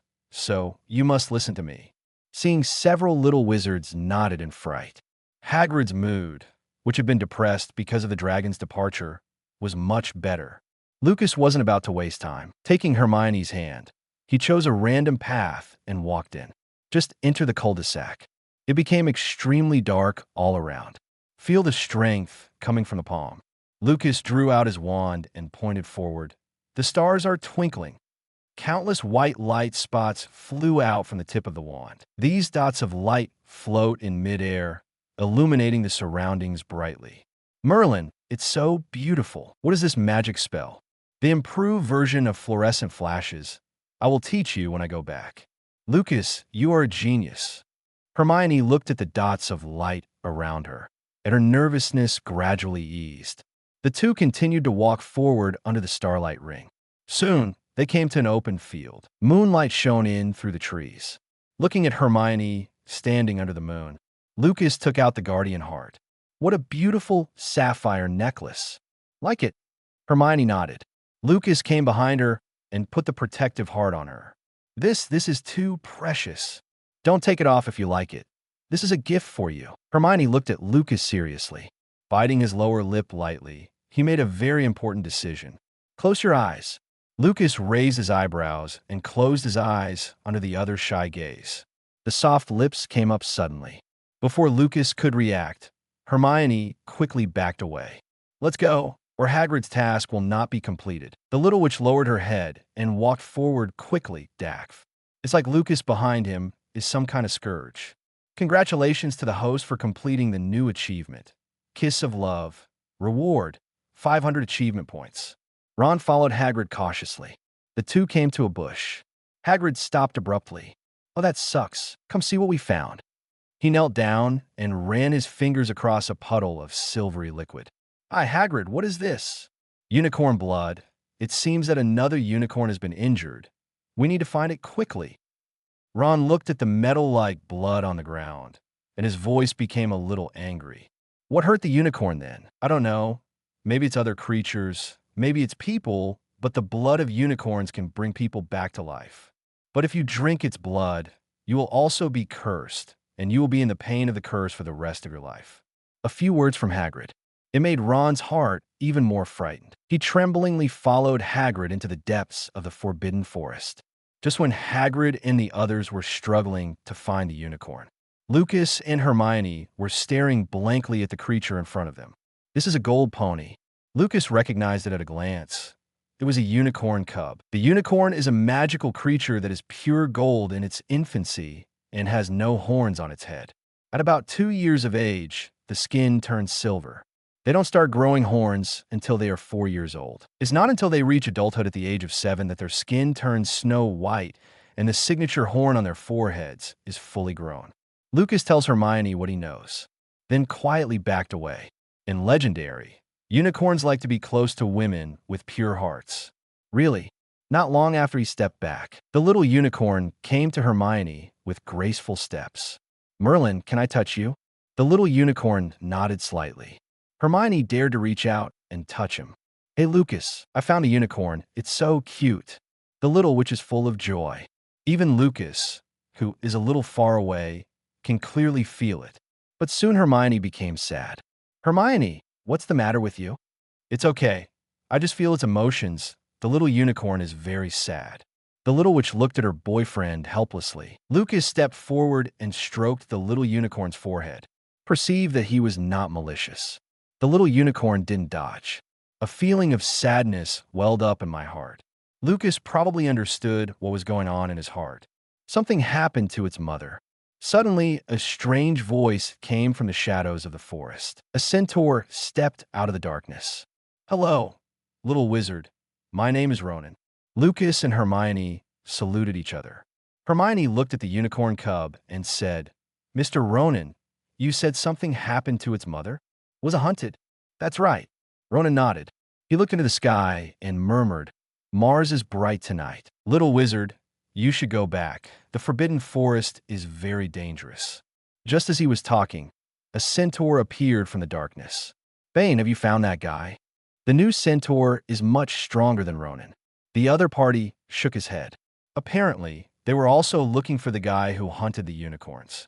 At the same time, Della and Harry also walked deep along the forest path. Both of them were not timid, talking and laughing along the way. What's more interesting is that Master Malfoy always needs others to serve him on weekdays. At this moment, he was holding an oil lamp, leading the way for Harry Potter. The two had just walked through the tangled woods. Yaya, who was walking ahead, stopped. "What's the matter, Tooth?" Just when Harry was about to squat down and ask, Della pulled his robe and said, "Front, look ahead." Harry looked up, and what he saw was a unicorn lying on the ground. Next to the unicorn, there is still a humanoid creature lying on its stomach, but the other person is covered by a black robe and cannot see clearly. "Harry, run away." The two turned and ran back. Harry accidentally tripped over a tree root, looking at the black shadow floating towards him. Harry was terrified inside. At the same time, he also felt a burning pain on his forehead. The pain made Harry's vision blurry. He reluctantly backed away, hoping to avoid the attack of the shadow. "Come on. Hagrid, Lucas, come on." "Wow, wow," and Yaya's voice spread far away. At the same time, a red spark flew into the sky. Lucas, who was looking after the little unicorn, saw the sky mark first. "No, someone has an accident." Lucas took Hermione's hand and rushed towards the direction of the voice. The little unicorn hesitated for a moment, then ran after the two of them. Others may not understand what happened, but Lucas knew that Harry must have met Voldemort. But he wasn't worried. At this moment, Voldemort really wasn't necessarily Harry's opponent. He came to suck the blood of the unicorn, which proved to be extremely weak. Wait for Lucas and Hermione to arrive. Hagrid and Ron also happened to be running from afar. Seeing Harry sitting on the ground, several people rushed forward to comfort him. "Thank you very much for your help, Firenze." Hagrid came to the Centaur to thank him. "This Mr. Firenze will be the proportion professor at Hogwarts in the future. In fact, every Centaur has the ability to account." Wait until Hagrid introduces a few people to Firenze. Everyone asked Harry what happened just now. Harry said exactly what he saw, but he withheld Firenze's words, because what the other party said was too unbelievable. Firenze actually said that the man in black robe floating around was Voldemort. Harry, who always thought Voldemort was dead, couldn't believe it. "Harry, where's the Della family?" Here Lucas questioned. Harry looked around quickly. The Della family, which should have been behind him, has disappeared. Only Fangya was left squatting there. Hagrid's expression immediately became tense. The Forbidden Forest at this time is very dangerous. They must find the Della family quickly, or there's a good chance that it's unexpected. "Hermione, you guys go together to find it, and I'll go the other way alone. Firenze, please help your Centaur tribe find a platinum-haired boy. We are grateful." Lucas quickly said to everyone. After several people agreed, he drew out his wand and walked toward a certain direction where Delaco disappeared. Della shook his head as he awoke from a coma. He remembered that Harry was in danger. He shouted to the surroundings for help. Seeing that no one came, he planned to go back to rescue Harry. Just as he drew his wand, it seemed to be pulled by something behind him. Then a huge force pulled him and flew backwards. In the process, he seemed to hit a tree trunk and passed out.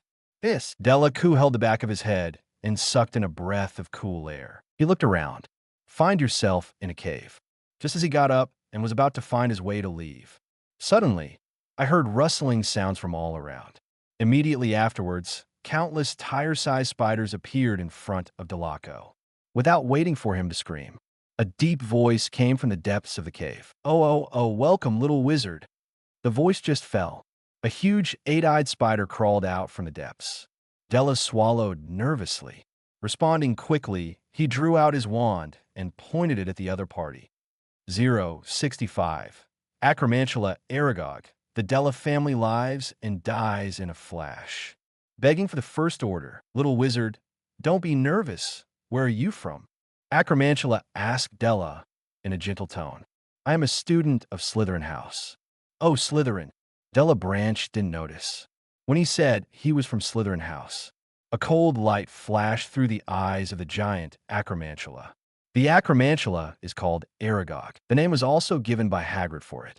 Yep, it's that guy Hagrid's pet again. Because of something that happened 50 years ago, Aragog has a strong hostility towards the Slytherins. These are things that Della Branch doesn't know. After he saw that the giant spider in front of him could communicate, immediately began to recall the content of the book, Monsters and Their Origins, in my mind. Hope to find a way to deal with giant spiders. After a minute or so, Delabranche suddenly made a strange movement. This is the action that eight-eyed spiders do when communicating and saluting. Really, the eight-eyed spiders in the cave all made the same gesture. Seeing this, Della was relieved. "Dear Mr. Spider, I'm sorry to bother you, but I've already appeared here when I woke up. If you're willing to let me go, the Malfoy family will express their sincerest thanks and the richest gift to you." "No, I don't want any thank you, let alone the Malfoy family." Delaco's heart sank at Aragog's answer. See the spiders gradually shrinking the encirclement. A drop of cold sweat slipped down Delaco's forehead. "Dear Mr. Spider, what do you need? As long as our Malfoy family can do it, you can ask for it." Delabranche was speaking at the same time. Eyes are looking for the hope of escape, but there's spiders everywhere. Even the top of the cave is covered. Aragog saw through Delaco's little trick and laughed softly.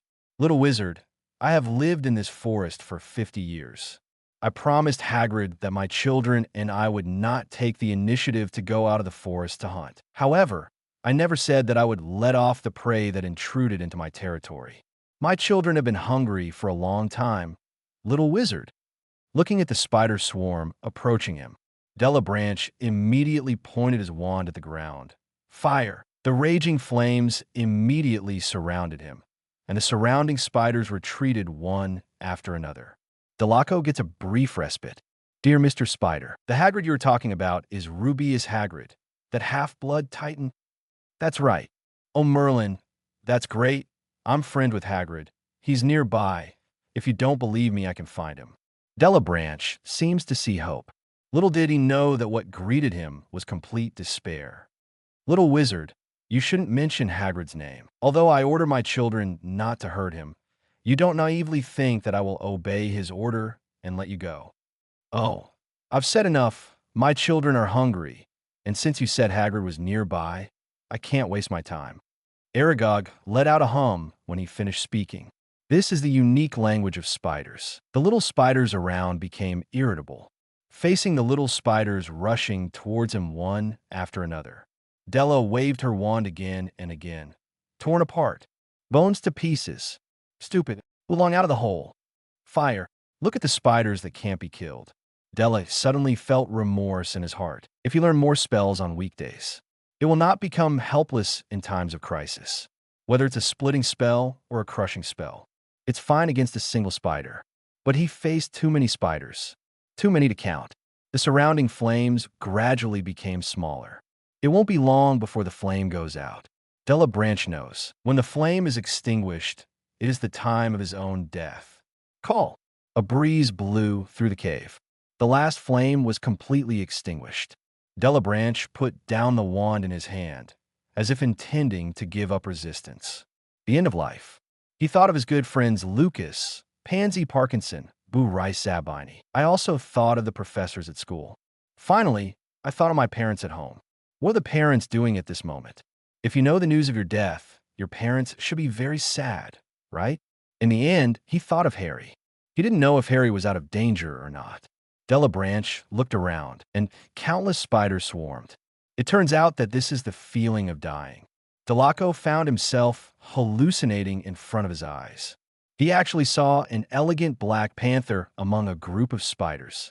The panther's roar shook off the little spiders around. Delaco rubbed his eyes. All this is not an illusion. In front of him, a black panther really appeared.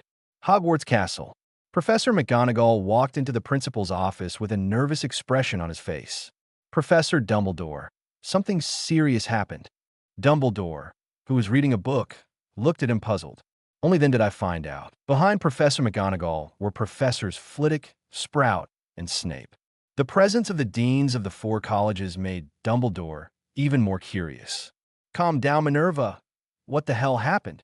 "Hagrid has word that they have found unicorn poachers in the Forbidden Forest." Dumbledore nodded slightly. Not only did he know there were poachers, also know who is hunting unicorns. Tonight, he punished Harry and others to go to the Forbidden Forest. He just hoped that Harry could learn the news that Voldemort was not dead through the mouth of the centaur. In this way, when he faced Quirrell, he would not be frightened by Voldemort's sudden appearance. And then, what happened? Della Malfoy is missing. He's gone missing in the Forbidden Forest." Snape went straight to the point. Upon hearing his words, Dumbledore stood up from his seat immediately. "What?" Dumbledore looked very surprised. This was clearly not what he had planned. The status of the Malfoy family in the British wizarding world is not ordinary. Many officials of the Ministry of Magic have a close relationship with Lucius Malfoy, and the Malfoy family is also one of the trustees of Hogwarts. In the case of Draco Malfoy, something happened to the future heir of the Malfoy family. That would be really bad. We meet at the entrance of the Forbidden Forest. Dumbledore looked aside at Phoenix Fox. Accompanied by Phoenix Cry, he and Fox disappeared into the firelight. Hogwarts School can apparate, but it can't stop the Phoenix from teleporting. Entrance to the Forbidden Forest. Hagrid, who had already received the news, was waiting here with a few young wizards. Flames flickered. Dumbledore's figure appeared. "Hagrid, how's the situation?" Hagrid shook his head and said, "We have searched around the accident site, but there is still no sign of Draco Malfoy." And Hagrid hesitated for a moment, then continued under Dumbledore's gaze. "And Lucas Grindelwald, who went looking for Malfoy, is gone. Principal Dumbledore, please find a way to find them both." Hermione said anxiously. She hadn't thought about it all and got drunk at Shihue Hospital. Harry also had an anxious expression on his face, and as for Ron, it was considered polite not to snicker. Dumbledore reassured everyone. When he heard that Lucas Grindelwald was also missing, for some reason, my heart suddenly relaxed a lot. This is very strange. In this time of crisis, Dumbledore chose to believe the cunning blonde boy. "Don't worry, I'll go in now to find their whereabouts." Hagrid, wait a moment. The other 4 deans will come and tell them what you know. 0 for Flowers got a reply from Hagrid. Dumbledore glanced at forks in the sky. Under the leadership of the opponent, his figure quickly disappeared into the Forbidden Forest. The panther roared again, then it changed back to human form under Della's astonished eyes. "Lucas, see friends appear in front of you." A tear appeared in Della's eyes. "Look who is crying." "Oh, it's our Master Malfoy. Peeves should really show you. I believe that with its help, the whole school will know how embarrassing you are tomorrow." Lucas' teasing succeeded in provoking Della's anger. Seeing the other party's pale face return to rosy. Only then did he look at the giant 8-eyed spider in the distance. "Oh, I'm so lucky today. Some prey came to my door on my own initiative." "Huh? I thought who it was. It turned out to be you, an ugly guy. How come you, who only dared to hide in Tibet 50 years ago, are you in the Forbidden Forest now?" Lucas looked at the little spiders around and said, "Merlin, these are not your children, are they?" His surprised appearance made Aragog very proud. Spiders know how to be proud. Just when it was about to reply, then I heard Lucas say again, "But I heard that you seem to be the only acromantula in the Forbidden Forest. Then the question is, how did you lay these eggs? And who did you lay them with? Could it be that you have been with your children for so many years?" Speaking of which, Lucas looked at Aragog in shock. Aragog didn't understand why Lucas was shocked, though, but it could sense the malice in Lucas' words. "BD, the kids ate him." Aragog was furious, and the little spiders around him became more violent than before. Lucas puts the teasing back on his face. He stared coldly at the acromantula opposite. Big words. At this moment, a small spider suddenly jumped out from one side. The 2 fangs gleamed coldly. Attack on Lucas, the target of his sneak attack. Lucas swung his wand-holding right hand to the spider. A silent, shattering curse was shot. The little spider was smashed into pieces by the spell in the air. And that's not all. The spell carries a powerful magic power and pushes it all the way. Hardly smashed, all the spiders on a line into powder. It is detected that the host is completing the achievement, Spider Killer. Every time you kill an acromantula, you can get 1 achievement point, and you can get 500 achievement points for killing the Spider King Aragog, and the achievement points have been accumulated so far number, 11. I don't know if it is my illusion. Aragog suddenly felt that the blonde human in front of him was different from before. The other party looked at his eyes, just like he used to watch those prey. A sense of crisis rose in Aragog's heart. Saw Aragog retreating. Lucas sneered and said, "Now I know I'm afraid. It's a pity that it's too late." Fire shield plus transformation curse. Blue fiend fire. Change the form of presentation. With Lucas' wand waving overhead, the flames instantly engulfed the little spiders around. Several professors who were looking for the whereabouts of the two in the Forbidden Forest. Suddenly, a loud noise was heard in the distance. Immediately afterwards, a blue python soared into the sky. Fire shield. Dumbledore was all too familiar with this magic. He looked at Fox in the sky. The other party understood and immediately flew to the front to lead the way. At the same time, Voldemort, who was wandering in the Forbidden Forest, also sensed the powerful magic not far away. Looking at the familiar fiend, Voldemort grew irritable. "It's that BD, idiot. Hurry over there immediately. I will never let him go this time." Voldemort, who had just drank the blood of the unicorn, was bursting with confidence. Little Quirrell didn't dare to resist his master's order, so he could only rush towards Will quickly. 066. Vulcan clears the way. False. Voldemort appears. The blue python raised its head to the sky and opened its mouth wide. It seems to want to swallow the whole sky. Such a spectacular sight. It immediately attracted the attention of Gryffindor and La 1 Keluo students. Cool. Is that some magical creature? The direction is the Forbidden Forest? Merlin, how many unknown secrets does our school still have? Compared to other little wizards, they just sighed. The Weasley twins looked at the scenery outside the window, and their minds started to wander. "Hey, Fred, you should know what I'm thinking." "Of course, George. Explore the Forbidden Forest, and I'll find creatures that cast magic." "Oh, exciting and thrilling trip to the Forbidden Forest." The twins had their arms outstretched, with an intoxicated look on their faces. In the common room, the little lion who hadn't rested was amused by the appearance of the two of them. Neville Longbottom said at this time, "Harry and Ron are still in the Forbidden Forest. Will they be in danger?" "Don't worry. The school will definitely be responsible for such a big incident. Perhaps now Headmaster Dumbledore is leading the professors to solve problems in the Forbidden Forest." The words of the twins reassured everyone a lot, but if you observe carefully, you will find that the twins' eyes are full of worry. Ron Weasley, that's their brother. At the same time, Cho Chang in the Ron Claw Tower is also worried about his friend. Looking at the fire snake raging in the direction of the Forbidden Forest, the figure in Qiu Zhang's mind gradually changed from he's 790 Min to a certain blonde boy. She also didn't know when she changed her feelings for the boy. Maybe the other party galloped past him on a broom, grabbed the gold snitch who was close to her. Qiu Zhang couldn't tell either. But I know that I am afraid that I'm going to die. "Merlin, why did it become like this?" "Qiu, what's wrong with you?" the friend asked worriedly when he saw Qiu Zhang rolling on the bed with his head in his arms. "Fine.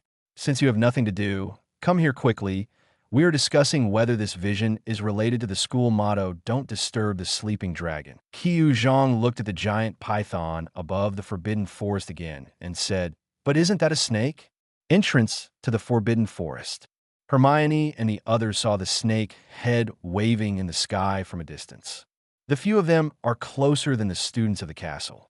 The senses are clearer. A wave of heat came from afar. Hermione could even smell the burning smell in the air. "Merlin, what happened? What is this blue flame?" She looked at Hagrid behind her. I hope this adult wizard can give her an answer that satisfies her. "Sorry, Miss Hermione. I've never seen a flame like this either." "Damn it, Lucas, you must be fine." Fearing for Lucas' safety, Miss Hermione, who has always advertised herself as a lady, made an exception and uttered the first swear word in his life. And in the Forbidden Forest, the professors who were looking for Lucas and Della also stopped. Although Snape was shocked by the picture in front of him, but he was more worried about Delaco's safety. Few outsiders know about it.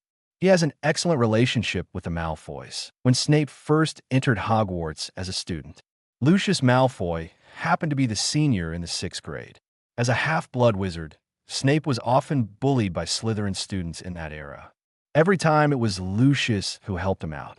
He is a man who knows how to be grateful. It's just that I hide my emotions in my heart on weekdays. Everyone, now is not the time to watch the fireworks. Those two reckless idiots haven't been found yet. Please don't stop your steps. As soon as Snape opened his mouth, It was the familiar Slater Lin Feng style. Flitwick and Professor Sprout came to their senses and followed Snape to continue searching. Only Professor McGonagall remained where he was. Professor McGonagall, what's the matter with you? Don't look for it. I know where they are. What? Because Professor McGonagall's voice is too low. No one heard what she said. I said, don't look any further. I already know where they are. There was a ripple in Snape's empty eyes. Where? Professor McGonagall took one look at him, then raised his wand and pointed to where fiend fire was raging. Over there. Oh, Merlin, don't those two children have more bad luck than good luck? The eyes of Flitwick and Professor Sprout were full of concern. Only Snape was watching McGonagall. He knew that the other party must have something to say. Fire shield. What? Snape asked in bewilderment. The name of this magic is Fire Shield. The blue flame you see is actually the improved fiend fire. Hearing the word fierce fire, a trace of fear flashed across the faces of several professors. No one knows fiend fire's horrors better than these professors. As fire from hell, it will never go out as long as there are items that can burn. Moreover, fiend fire is so powerful that if a person touches it, they will be burned to ashes almost instantly.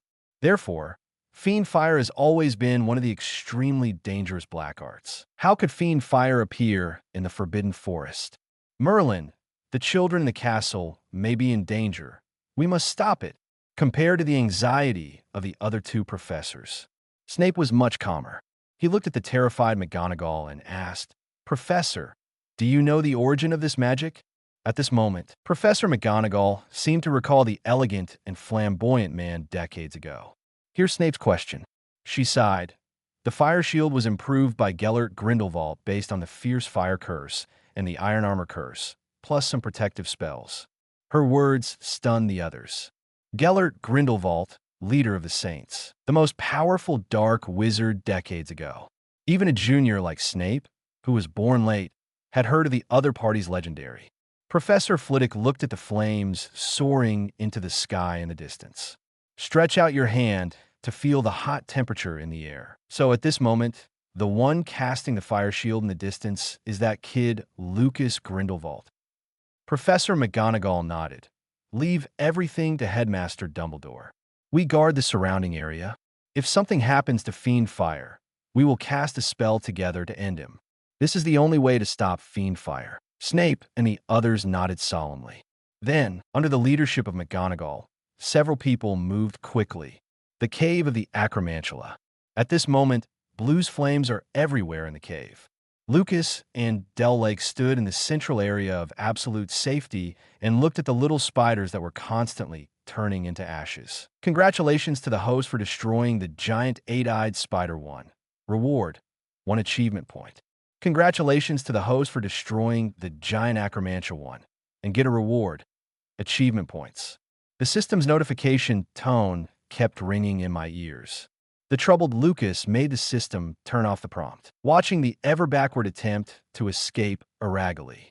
A small flame ignited in Lucas' deep blue eyes. The boa constrictor that was roaring towards the sky fell down, and the position happened to be the direction in which Aragog was escaping. Delacour, come to me. Della swallowed her saliva and hurried to Lucas.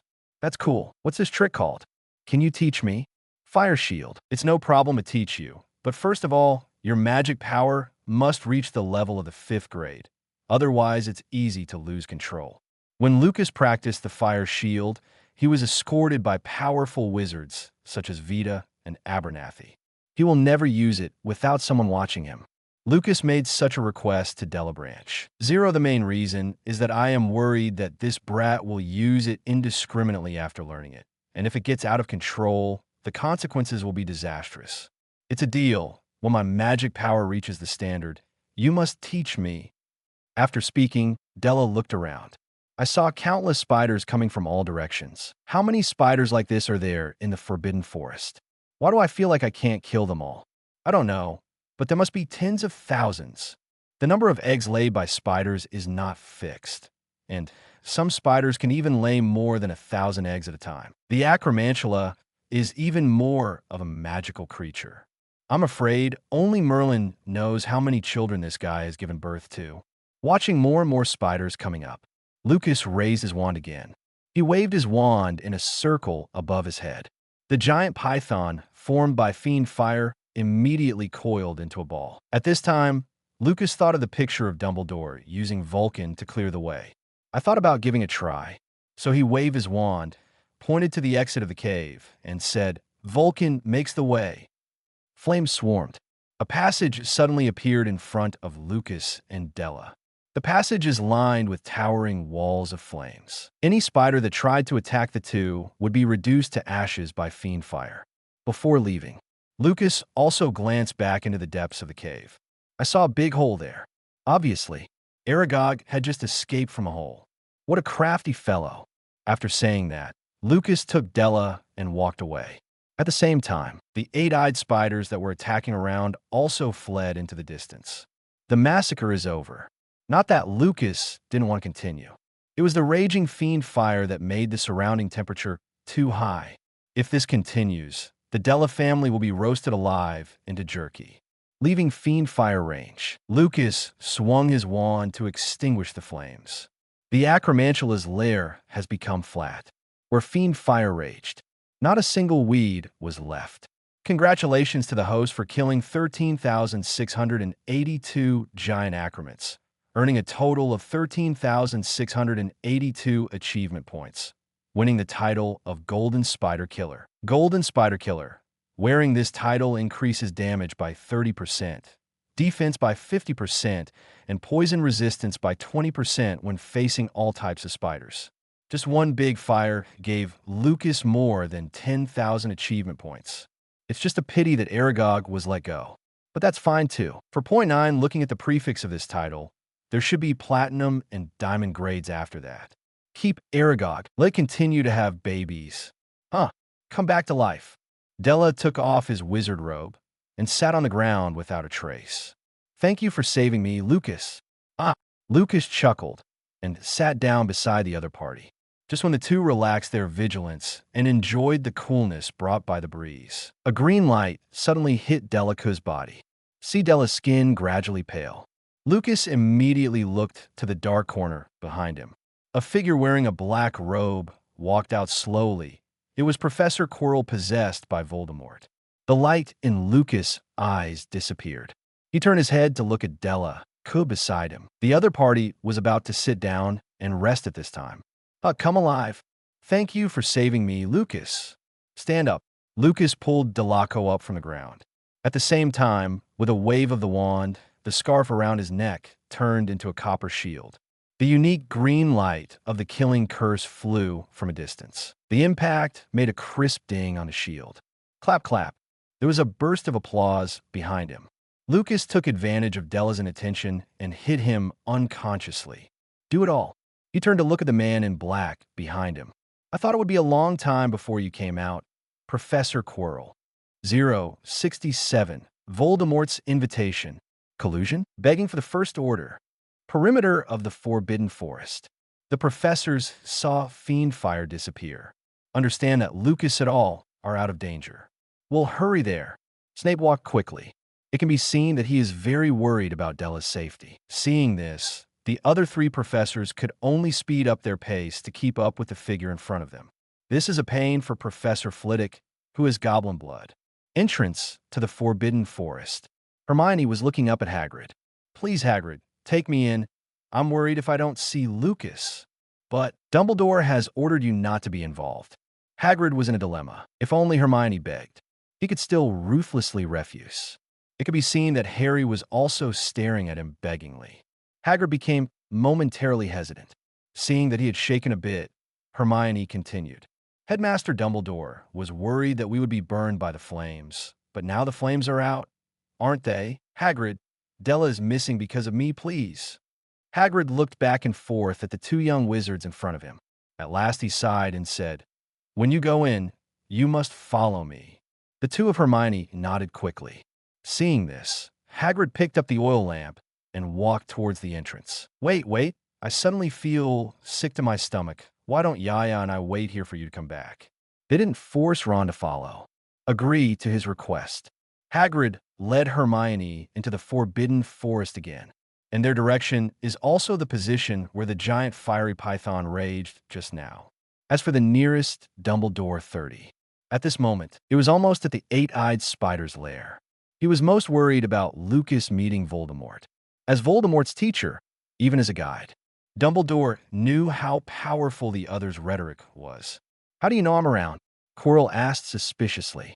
He thought he was very careful about lurking. There should be no show. Quirrell didn't have the slightest bit of submissiveness in class at this point. His eyes were cold, and his face was bloodless. "Looks like a dead man?" Lucas first helped the unconscious Della to a safe position. "Professor Quirrell, the wind in the forest brings with you that sickening smell of garlic. However, I'm curious. What is the professor doing in the Forbidden Forest if he doesn't rest so late?" Lucas looked very relaxed, but the standing position put Della firmly behind. The hand holding the wand did not relax for a moment. "Let me tell him, idiot!" A low, husky voice came from the back of Quirrell's head. Lucas raised an eyebrow. The wand in his hand tightened 3 points again. As Quirrell turned, he took off the hood of his cloak. An old face appeared in front of Lucas. How to describe it? Although Voldemort at this time is better than the noseless image in the future. But that's all. He looks like a rumpled monkey now. "Oh, that's amazing, Professor Quirrell. You're conjoined twins. Didn't think we'd meet again, little Grindelwald. Sorry, I don't remember knowing a friend like you." Voldemort wasn't offended by Lucas' words. This surprised him a bit. Not to say that as the number of Horcruxes made increases. Did Voldemort become very violent and bloodthirsty? Before he could figure out, Voldemort's deep voice sounded again. "No, we met just a few months ago in Gringotts. Let me introduce myself. My name is Voldemort." In the silent night, the breeze blows through the forest. Lucas looked at each other calmly. Voldemort also silently stared at the boy in front of him. "It's really unexpected. You are one of the few people who are not afraid to hear my name, and I did not misread you. Young man, follow me. I can give you supreme glory. Surrender at my feet, kiss the corner of my robe lightly, and honor your loyalty." "Ahem." Lucas waved his hand and said sorry.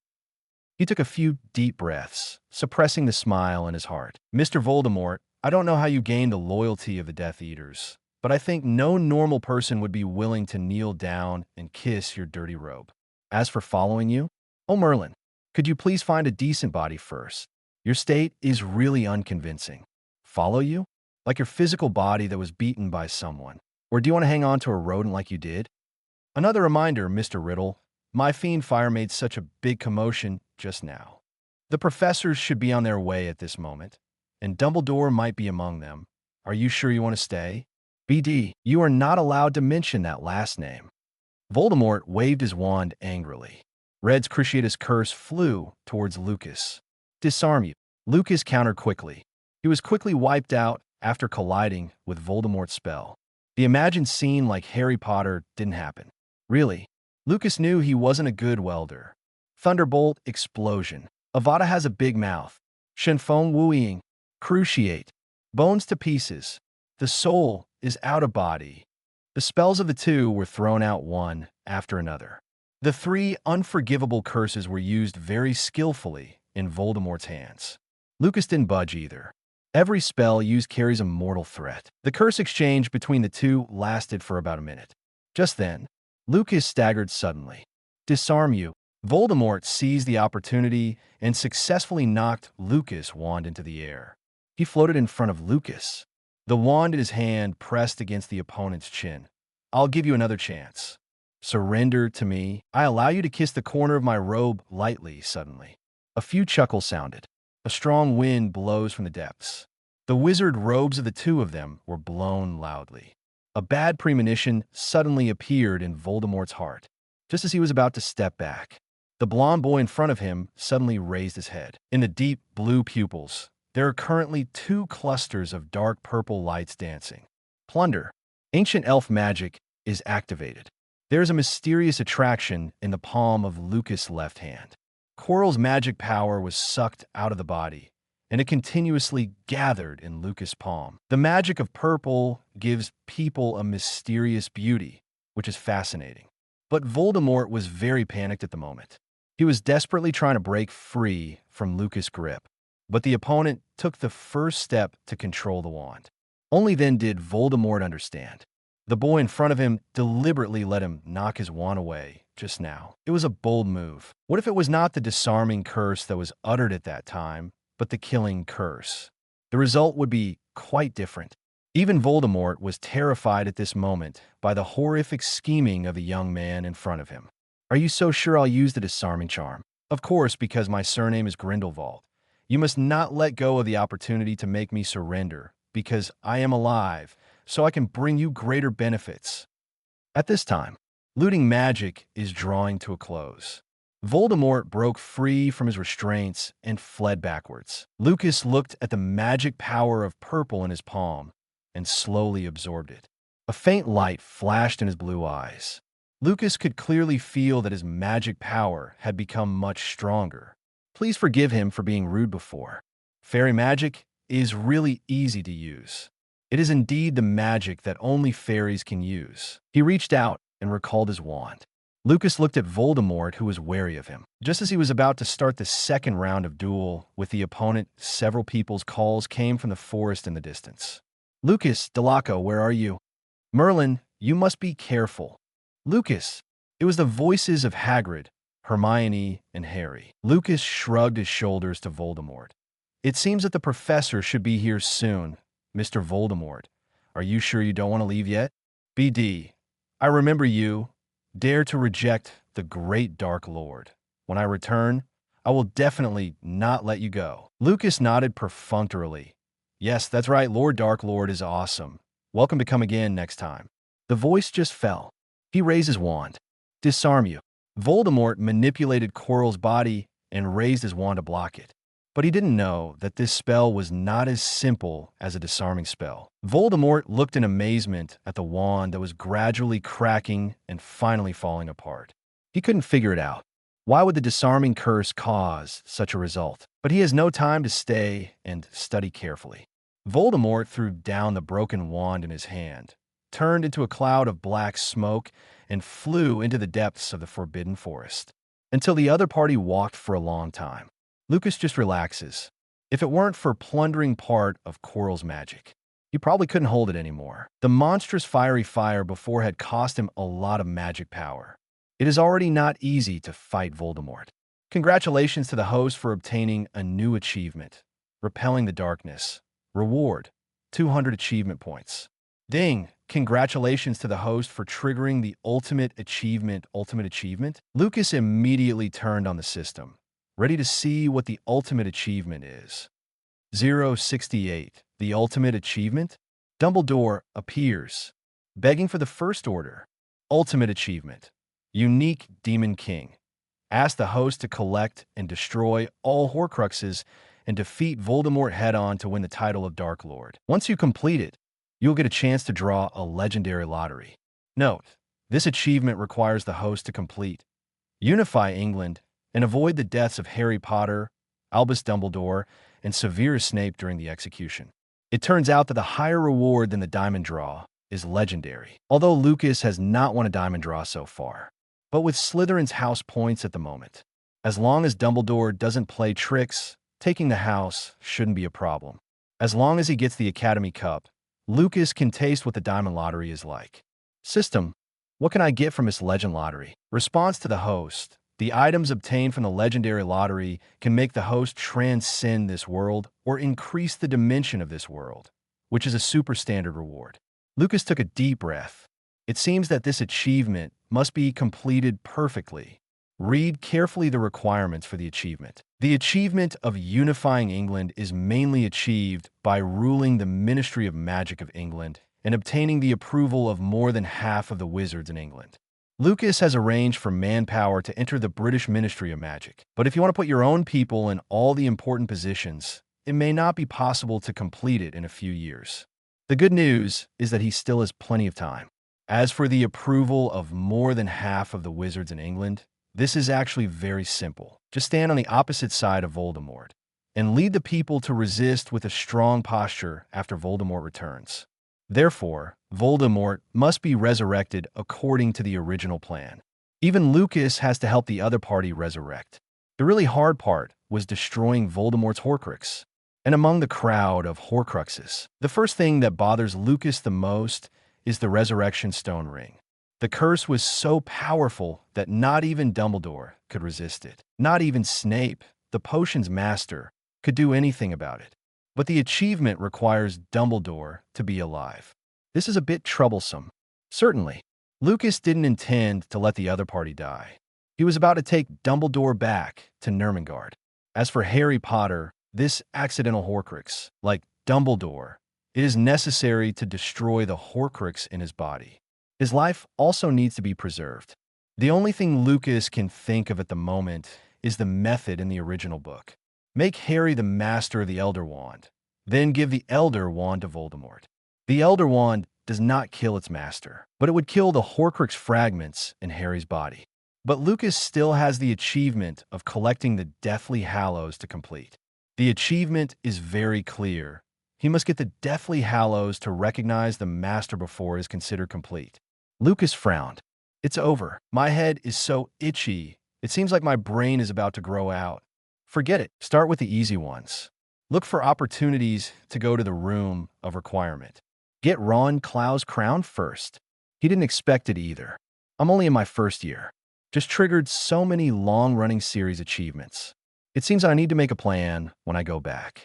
This is really a thrilling and exciting challenge. There was a strong confidence in Lucas' eyes. Challenges are more fun. If he always followed the steps, wouldn't he become more and more boring? Loud a foul breath. Lucas turned to look at a big tree behind him. Professor Dumbledore, are you there? Clap, clap. What a wonderful spell. If Professor Flitwick sees it, he will be proud of having an excellent student like you. Dumbledore was wearing a nightgown. Wearing a pointed hat with stars and moons on his head looks like a Santa Claus. Long time no see, Professor. We haven't spoken since Halloween, and I haven't asked you. Do you like my Christmas present? Seeing the smile on Dumbledore's mouth soften, Lucas felt much better. Oh, of course I do. Wool socks and sweets are my favorites. And thank for the game console, even though I don't know how to use it. By the way, have you read the book I gave you? Lucas nodded his thanks. Then the two fell into a brief silence. Dumbledore stared at the boy in the moonlight, mentally comparing him to Grindelwald. Soon he found out. Lucas is stronger than the young Grindelwald. At least with such a large fire shield, Grindelwald couldn't do it when he was young. Lucas was also wondering at this moment why Dumbledore had come. He didn't know how long Dumbledore had been here. Even more uncertain about the purpose of the other party coming alone. Is it really worried about him in Delabranche? Lucas shook his head mockingly. Maybe there would be, but definitely not much. Lucas, I think we should have a good talk. What do you think? Of course, Professor. Lucas didn't refuse. He would like to hear what the Olby was up to, seeing the other party motioning for himself to approach. Lucas looked worriedly at Della, lying on the ground. Don't worry, Snape and the others will be here soon, and Mr. Malfoy will be fine. Oh well. Dazzling fire flashed. Lucas and Dumbledore disappeared from the Forbidden Forest. Not long after, the sound of chaotic footsteps came from all around. Look at the Della family lying on the ground. Professor Snape ran forward to check. It's okay. It's just a stunned spell. Recover quickly. A white light flashed along with the wand. Delaco wakes up from a coma. Dean? Professor McGonagall? Della, what happened, Lucas? Hermione anxiously asked about Lucas' whereabouts. Lucas. Della shook his head. I remembered the picture I saw before I passed out. We escaped from the Ackerman spider's lair, and someone attacked us. It's the Killing Curse. Oh, Merlin, are you sure you read it correctly? Is it really the Killing Curse? Delaco looked at Flitwick with a serious expression. He was very sure that he was right. The expressions of several professors immediately became serious after hearing this. The 3 unforgivable curses are called unforgivable curses. It is because they are too powerful and cruel. Whether it is the Killing Curse's instant death, or tortured by the Cruciatus Curse, it is unbearable for ordinary people. The Ministry of Magic expressly forbids its use. Anyone who finds a user will be immediately imprisoned in the wizard prison of Azkaban. By the way, where is Lucas? I saw him fighting against the opponent before I passed out. Snape said in a low voice, You were the only one here when we arrived." Sobbing came from behind. Hermione was crying behind Hagrid's back. It was obvious that she was very worried about Lucas' situation. Professor McGonagall stepped forward to comfort him. "Don't worry. Mr. Grindelwald is the most excellent and powerful little wizard I have ever seen. He will be fine. Trust me. Maybe he just left with Headmaster Dumbledore first. And everything is still unconcluded. Don't be sad." Mention Dumbledore. Everyone thought of this centenarian. Although he is old, he is stronger than anyone present. The other party didn't show up. Maybe he was really with Lucas.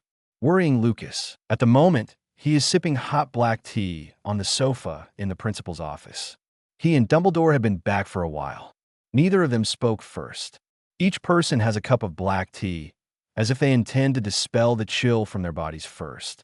"Lucas, I am surprised by your strength. If I read correctly, the fire shield just now should require the level of an adult wizard to cast it." Lucas didn't give a precise answer. In fact, because it is a combination of fire shield plus transformation spell, Lucas consumed much more mana than he imagined. Good Jiao Hao. But Dumbledore didn't know it and thought it was Grindelwald's improved fire shield charm. But this is also good, just to confuse the other party. Seeing that Lucas didn't speak, Dumbledore thought he was right. He couldn't help saying with emotion, "You are the most powerful little wizard I have seen in the past few decades. Your talent is beyond doubt, and your talent is even more enviable. Old B, blame me for being young and reading less. Who would believe such nonsense?" Lucas was drinking black tea, thinking silently in his heart. Maybe he's more magical than most wizards now. But after all these years in the wizarding world, what kind of people has Dumbledore never seen? Let's not talk about it. Let's just say that Voldemort was decades ago. Wasn't he excellent enough when he was in school? Seeing that Lucas didn't respond, Dumbledore knew it too. Facing the young man in front of him, the usual methods of fooling the little wizard were useless. He needs to talk to the other person as an adult. Dumbledore put down his teacup. Glasses reflect a bright light. "Lucas, how about we do another deal?" Hear him. Lucas immediately raised his head with interest in his eyes. 069. The deal is done. Dumbledore is calculated. Begging for the First Order. Interested to see Lucas. Dumbledore breathed a sigh of relief. He didn't understand why he did this either. Since the Halloween talk, Dumbledore always felt a little bit of pressure when facing the young man in front of him. He is already over 100 years old. Just arranging for Harry and Voldemort had taken up most of his energy. Dumbledore didn't want to have to worry about being calculated every time he talked to Lucas. So, the best way is to not meet each other. But this time is different. Harry still lacked someone who would guide him all the time. Dumbledore had previously planned to have the clever Miss Granger befriend Harry, but it was destroyed by Lucas at the beginning of school. Della later became friends with Harry. After observing for a long time, Dumbledore came to a conclusion. Draco Malfoy was a spoiled child. He couldn't help Harry in critical moments. On the contrary, Lucas Grindelwald is a good candidate. Excellent, powerful, calm, shrewd. Such a person is too suitable to be Harry's guide. Help him to the final victory. Dumbledore took a deep breath and asked, "Lucas, what do you think of Muggles?" "Opinion? No opinion. I like Muggle technology, and I prefer to make their money. But it is undeniable that Muggles are really powerful. Since the last war, they have become more and more oppressive. Well, I don't know when we will be discovered by Muggles in the future, but I think when Muggles discover us, it may be the beginning of a new round of witch hunting." 763 Inch listened to Lucas' statement. Dumbledore was silent for a long time before speaking again. "So you agree with the Muggle threat theory?" "It's true, Professor. Muggles are indeed much stronger than we imagined, and their individual weapons can even shoot us from a mile away. But what about our spells? Can they hit enemies a mile away? They can shoot us before we even know it." Dumbledore was silent again, and then retorted, "The fact is that the Muggle Prime Minister knows about wizards." Lucas sighed inwardly. He is actually very clear. Many wizards in the wizarding world look down on Muggles, especially the native pure-blood wizards. If these words were spoken to Lucius Malfoy today, the other party will probably scoff. As a canary in a cage. Many pure-blood wizards also believe that a single wand is invincible in the Muggle world. Dumbledore doesn't have that old concept, though, but as the greatest wizard of the century. And why didn't he feel that magic was more powerful? Seeing Dumbledore wanted to talk about it. Lucas sighed. Forget it. Let's not talk about this topic. We will talk about the future. You just need to know that I don't look down on muggles. On the contrary, I would like to make friends with them. In my company, in the muggle world, more than 90% of the employees are muggles, and we get along very well. So, now can you tell us about our deal?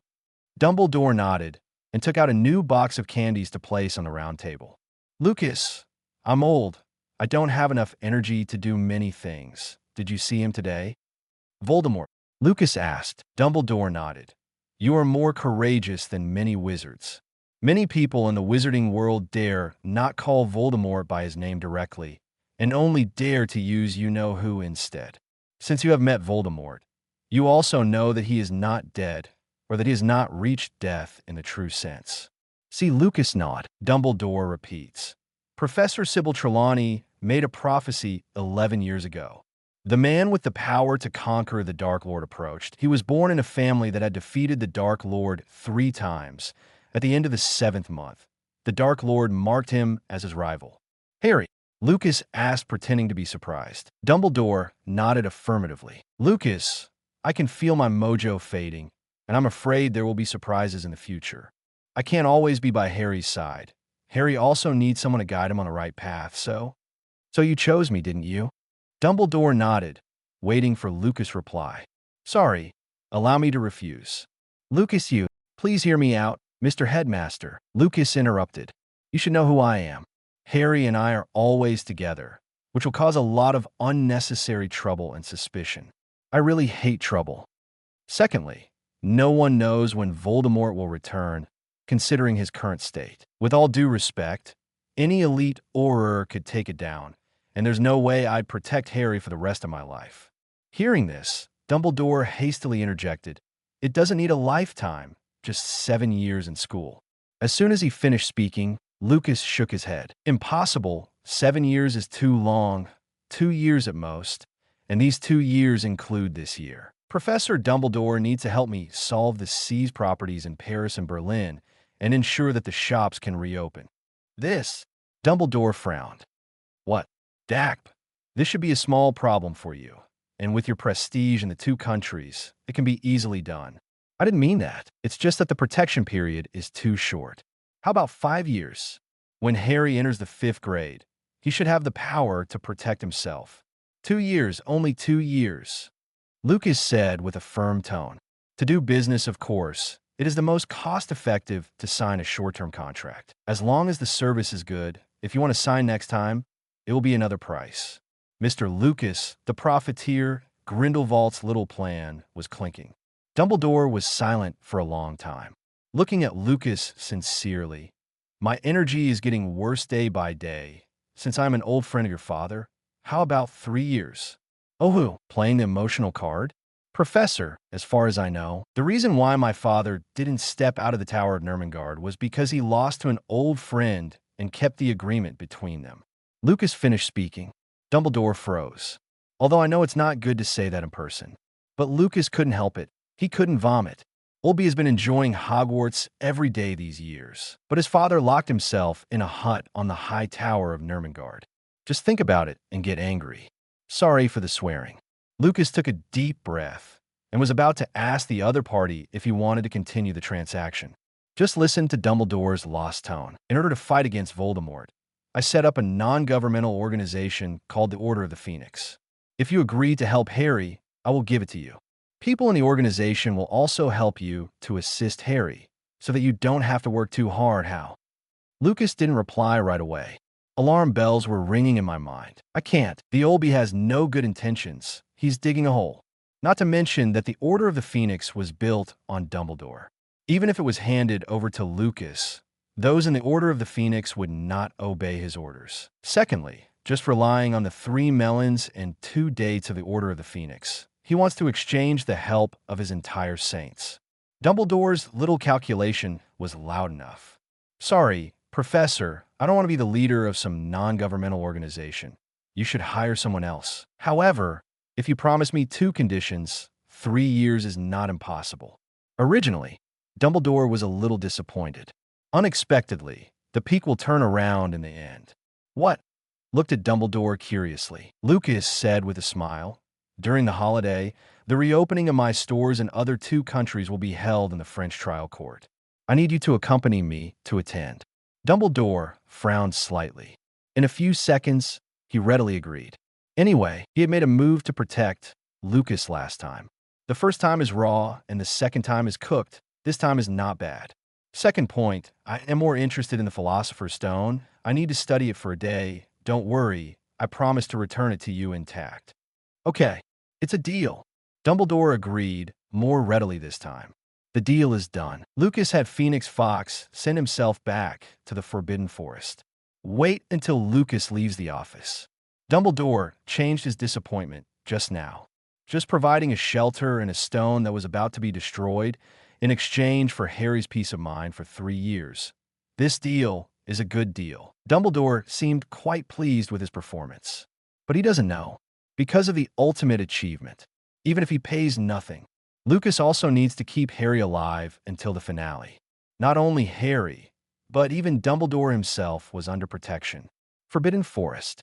Accompanied by a flash of fire, Lucas returned to the 8-eyed spider's lair. At this time, Snape and the others had already left. Lucas stretched and was about to go back. He heard Hermione's sobbing call not far away. Lucas, where the hell have you been? 070. Moonlight kissing and impure Parseltongue cursing. Time travels back to after Lucas disappeared from the Forbidden Forest. Professor McGonagall led the crowd to look for Lucas' whereabouts.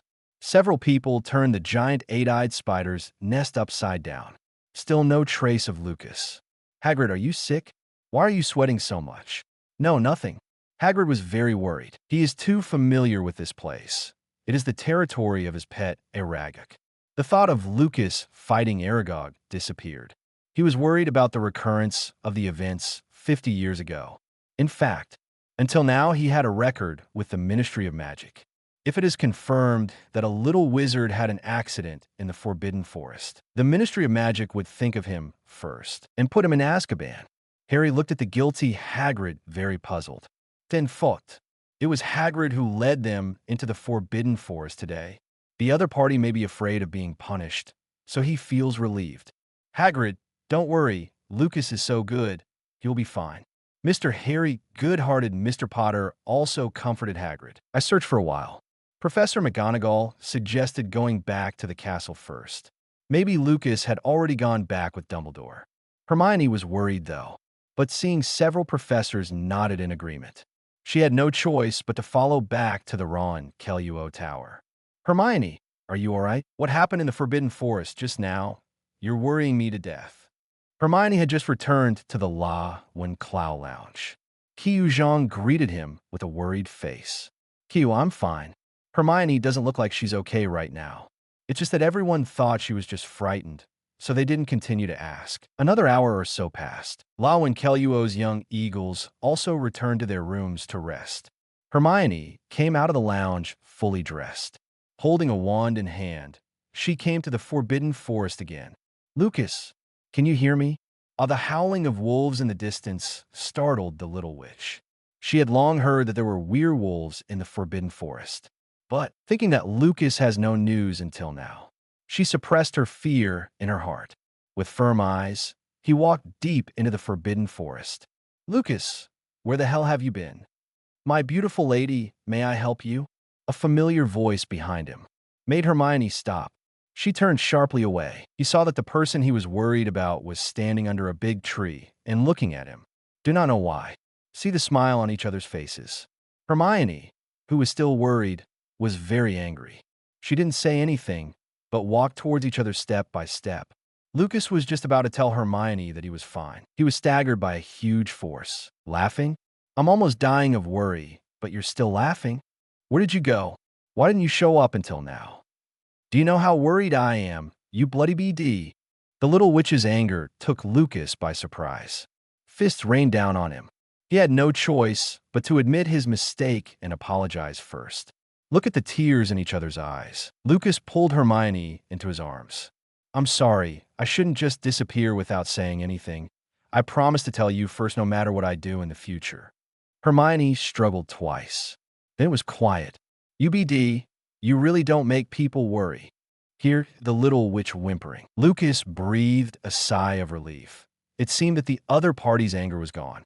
I'm sorry, I won't do it next time, and thank you for coming to me. The two embraced and looked at each other. Gradually, the two figures approached gradually. The moonlight shone on the two of them. In this extremely dangerous, forbidden forest, the young wizard had their first moon kiss. Oh, so our Mr. Grindelwald knows to go back to his school. A low, melodious tone came from the gate of the castle. Watching Snape walk in front of him with a sullen face, Lucas said with a wry smile, Professor Snape, haven't you slept yet? Thanks to some stupid, arrogant guy. The deans of the 4 colleges can't rest until now, Mr. Grindelwald. What do you think I should do with him? Sorry, Professor. No. You don't need to apologize. As punishment for almost burning the Forbidden Forest to ashes, Slytherin will take 2 points. In addition, because of your stupidity and arrogance, you have delayed the normal rest of the professors, so another 3 points will be deducted. Now, go back to your dormitory immediately, or I will continue to deduct points from my college. 17 Lucas was about to nod when he suddenly remembered Hermione sleeping in his arms. Seeing his embarrassed expression, Snape added, send this little witch who trespassed in the Forbidden Forest back to where she should be, and then back to her dormitory. After the other party finished speaking, he turned around and entered the castle. Send Hermione back to the Ron Correo Tower. Lucas walked down the stairs to the basement. Hogwarts at night is very scary. It's okay if there is no light in the deep corridor. From time to time, the hooting of owls came from the darkness. Lucas held his wand all the way to the first floor. Faintly heard someone crying. Following the sound of crying, he came to the girls' bathroom on the first floor. Since you're here, why not try to see if you can open the secret room? Lucas pushed open the bathroom door. Phantom Myrtle was weeping happily, suddenly interrupted, very unhappy. But when she saw the person who broke in, immediately shouted in horror, Grindelwald. As soon as the words fell, she turned into a streamer and fell headlong into the toilet in the cubicle. Lucas ignored Myrtle's surprise. He came to the round wash basin, looked carefully for the faucet with the engraved snake pattern. Soon, the faucet appeared in front of his eyes. Ahem. Hissed Lucas practiced the sound of a snake. Then imitate the voice in the movie and say, open. Waited about 30 seconds. The mechanism of the wash basin did not respond at all. Lucas said again in disbelief, open. Speak to me, Slytherin, the greatest of the Hogwarts 4.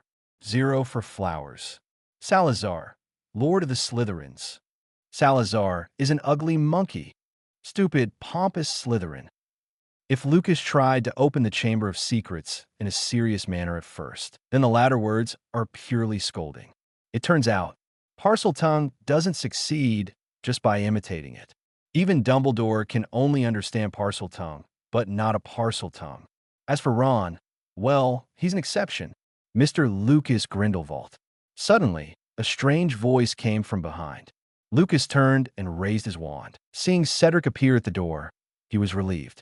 So, it's you, Cedric. What are you doing on the first floor if you stay up so late? Cedric turned to look at the girl's wash basin sign hanging outside. The expression was tangled for a long time, not knowing whether to ask or not. I'm hungry and looking for something to eat. Cedric glanced at Lucas, then at the sign on the door. Don't get me wrong. This wash basin has been abandoned long ago, and no one usually comes here. Cedric nodded, but he didn't look very convinced. Lucas didn't explain anymore. He came to the door and looked at the other party curiously. Cedric, I remember correctly, you should be a 3rd grader? That's right, what's wrong? Lucas shook his head. I'm just curious. You've been in Hogwarts for so long, and you don't even know where the kitchen is. As he spoke, he led Cedric to the basement. The Hogwarts kitchen is actually not far from Hufflepuff's dormitory. The two came to a portrait of fruit. Cedric looked at Lucas puzzled, only to see that Lucas reached out and scratched a pear in the painting. Pear actually giggled miraculously. Immediately afterwards, a green doorknob appeared on the portrait. Lucas opens the door. There is nothing hidden behind the door. Hundreds of house elves are busy making breakfast for the next day. Oh, a distinguished guest has come to the kitchen. Hello, what can I do for you, Beachy? Give me a cup of black tea, please, and prepare something for this gentleman to eat. After Lucas finished speaking, he looked at Cedric behind him. The other party hadn't recovered yet. When he reacted, several pieces of cake and mashed potatoes had appeared in front of him. Thanks. Oh, Merlin. The distinguished guest actually said thank you to Beach, and Beach is so moved. The house elf cried with teary eyes. His appearance made Cedric a little bit unbearable. Lucas was accustomed to drinking black tea. By the time the two left the kitchen, it was already half an hour later. Look at Hufflepuff's common room, not far away. Cedric said nervously. Want to come to our lounge? Of course I will not refuse Prince Hufflepuff's invitation. Speaking of which, Luca hasn't entered Hufflepuff's lounge for so long. It seems that I will get another achievement tonight. 071. Prince Hufflepuff's invitation, Hufflepuff secret. Begging for the first order. The Hufflepuff College lounge is just to the right of the kitchen hallway. There was a large pile of wooden barrels stacked there. Behind these barrels is the lounge. The entrance to Hufflepuff is the only one of the 4 houses that does not require a password, but the entrance is equipped with a resistance device. Anyone who wants to get into the Hufflepuff dorms. Both require the wand to tap the bottom of the second barrel in the second row in a unique rhythm. Lucas watched as the lid of the barrel opened. Some puzzled and asked Cedric to look. Please, climb in. Cedric nodded. Lucas had no choice but to bite the bullet and climb inside the barrel. Hufflepuff's common room is full of nature. Herbs and specimens are everywhere. No wonder Hufflepuff students are doing well in herbalism. The whole lounge is dominated by yellow and black. There are also several circular windows on one side of the wall. Standing by the window, you can just see the green grass and dandelions outside the castle. 140. This place is really nice and warm. Just sit down if you like it. I'll get some drinks. Wait until Cedric leaves. Lucas wandered around the lounge. Congratulations to the host for obtaining a new achievement. Hufflepuff Lounge. Reward. 100 achievement points. Same as before. There are only exploration achievements in the lounge. The overall exploration progress of Hufflepuff Academy has not been completed. Lucas carefully looked for hidden mechanisms in the lounge. Lucas, there's only some juice in the dorm. Don't you mind? Thanks. Lucas took the cup, looked around, and praised. I've been to Lawin Kelluo's lounge. It's full of books. It's like a small library. The lounge in Slytherin is not good either. It's too dark because we're under the Black Lake. It's better with your place, although it's also a basement, but the sunlight can shine in through the windows, and there are so many plants. Hear Lucas praise. Cedric was very happy. Actually, it's not as good as he said. Many of these flowers and plants were brought back by Dean Sprout, and others were planted by some students according to their preferences. When the two are chatting, Lucas' eyes kept scanning everything in the lounge until he saw the portrait above the fireplace.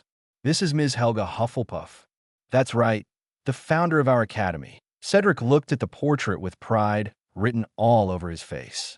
The witch in the portrait is slightly fat, wearing a yellow and black wizard robe. The most eye-catching thing is the other party smile. Lady Legendary Helga Hufflepuff is a gentle witch. Everyone who has met her will have a good impression of her.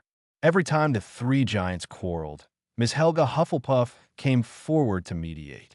Miss Hufflepuff, for a worthy witch. As soon as Lucas finished speaking, several calls came from the direction of the boys' dormitory.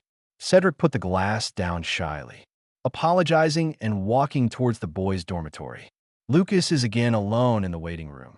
He came to the fireplace. Look at Miss Hufflepuff's raised left hand in the portrait. In her hand, she was holding her own golden cup. Lucas accidentally took out the Hufflepuff gold cup. When he brought the real gold cup close to the portrait, the 2 golden cups coincided miraculously. Then came a sense of dizziness. Wait for Lucas to come back to his senses. He has appeared in a stone room.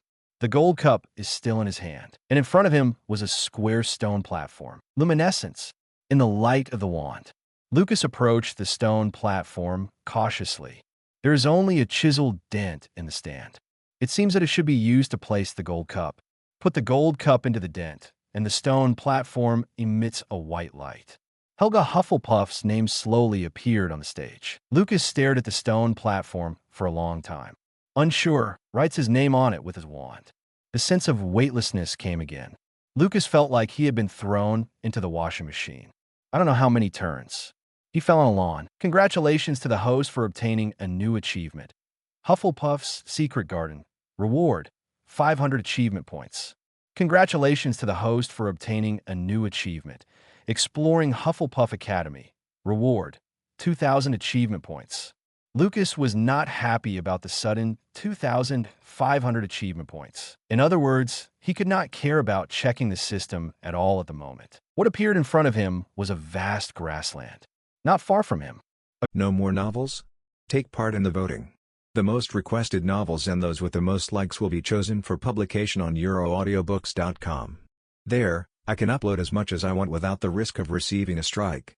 Our 18 novels and other content that exceed what is morally acceptable are only published on Patreon or the free novels page. Remember, the site is funded by donations on Ko-fi and Patreon memberships.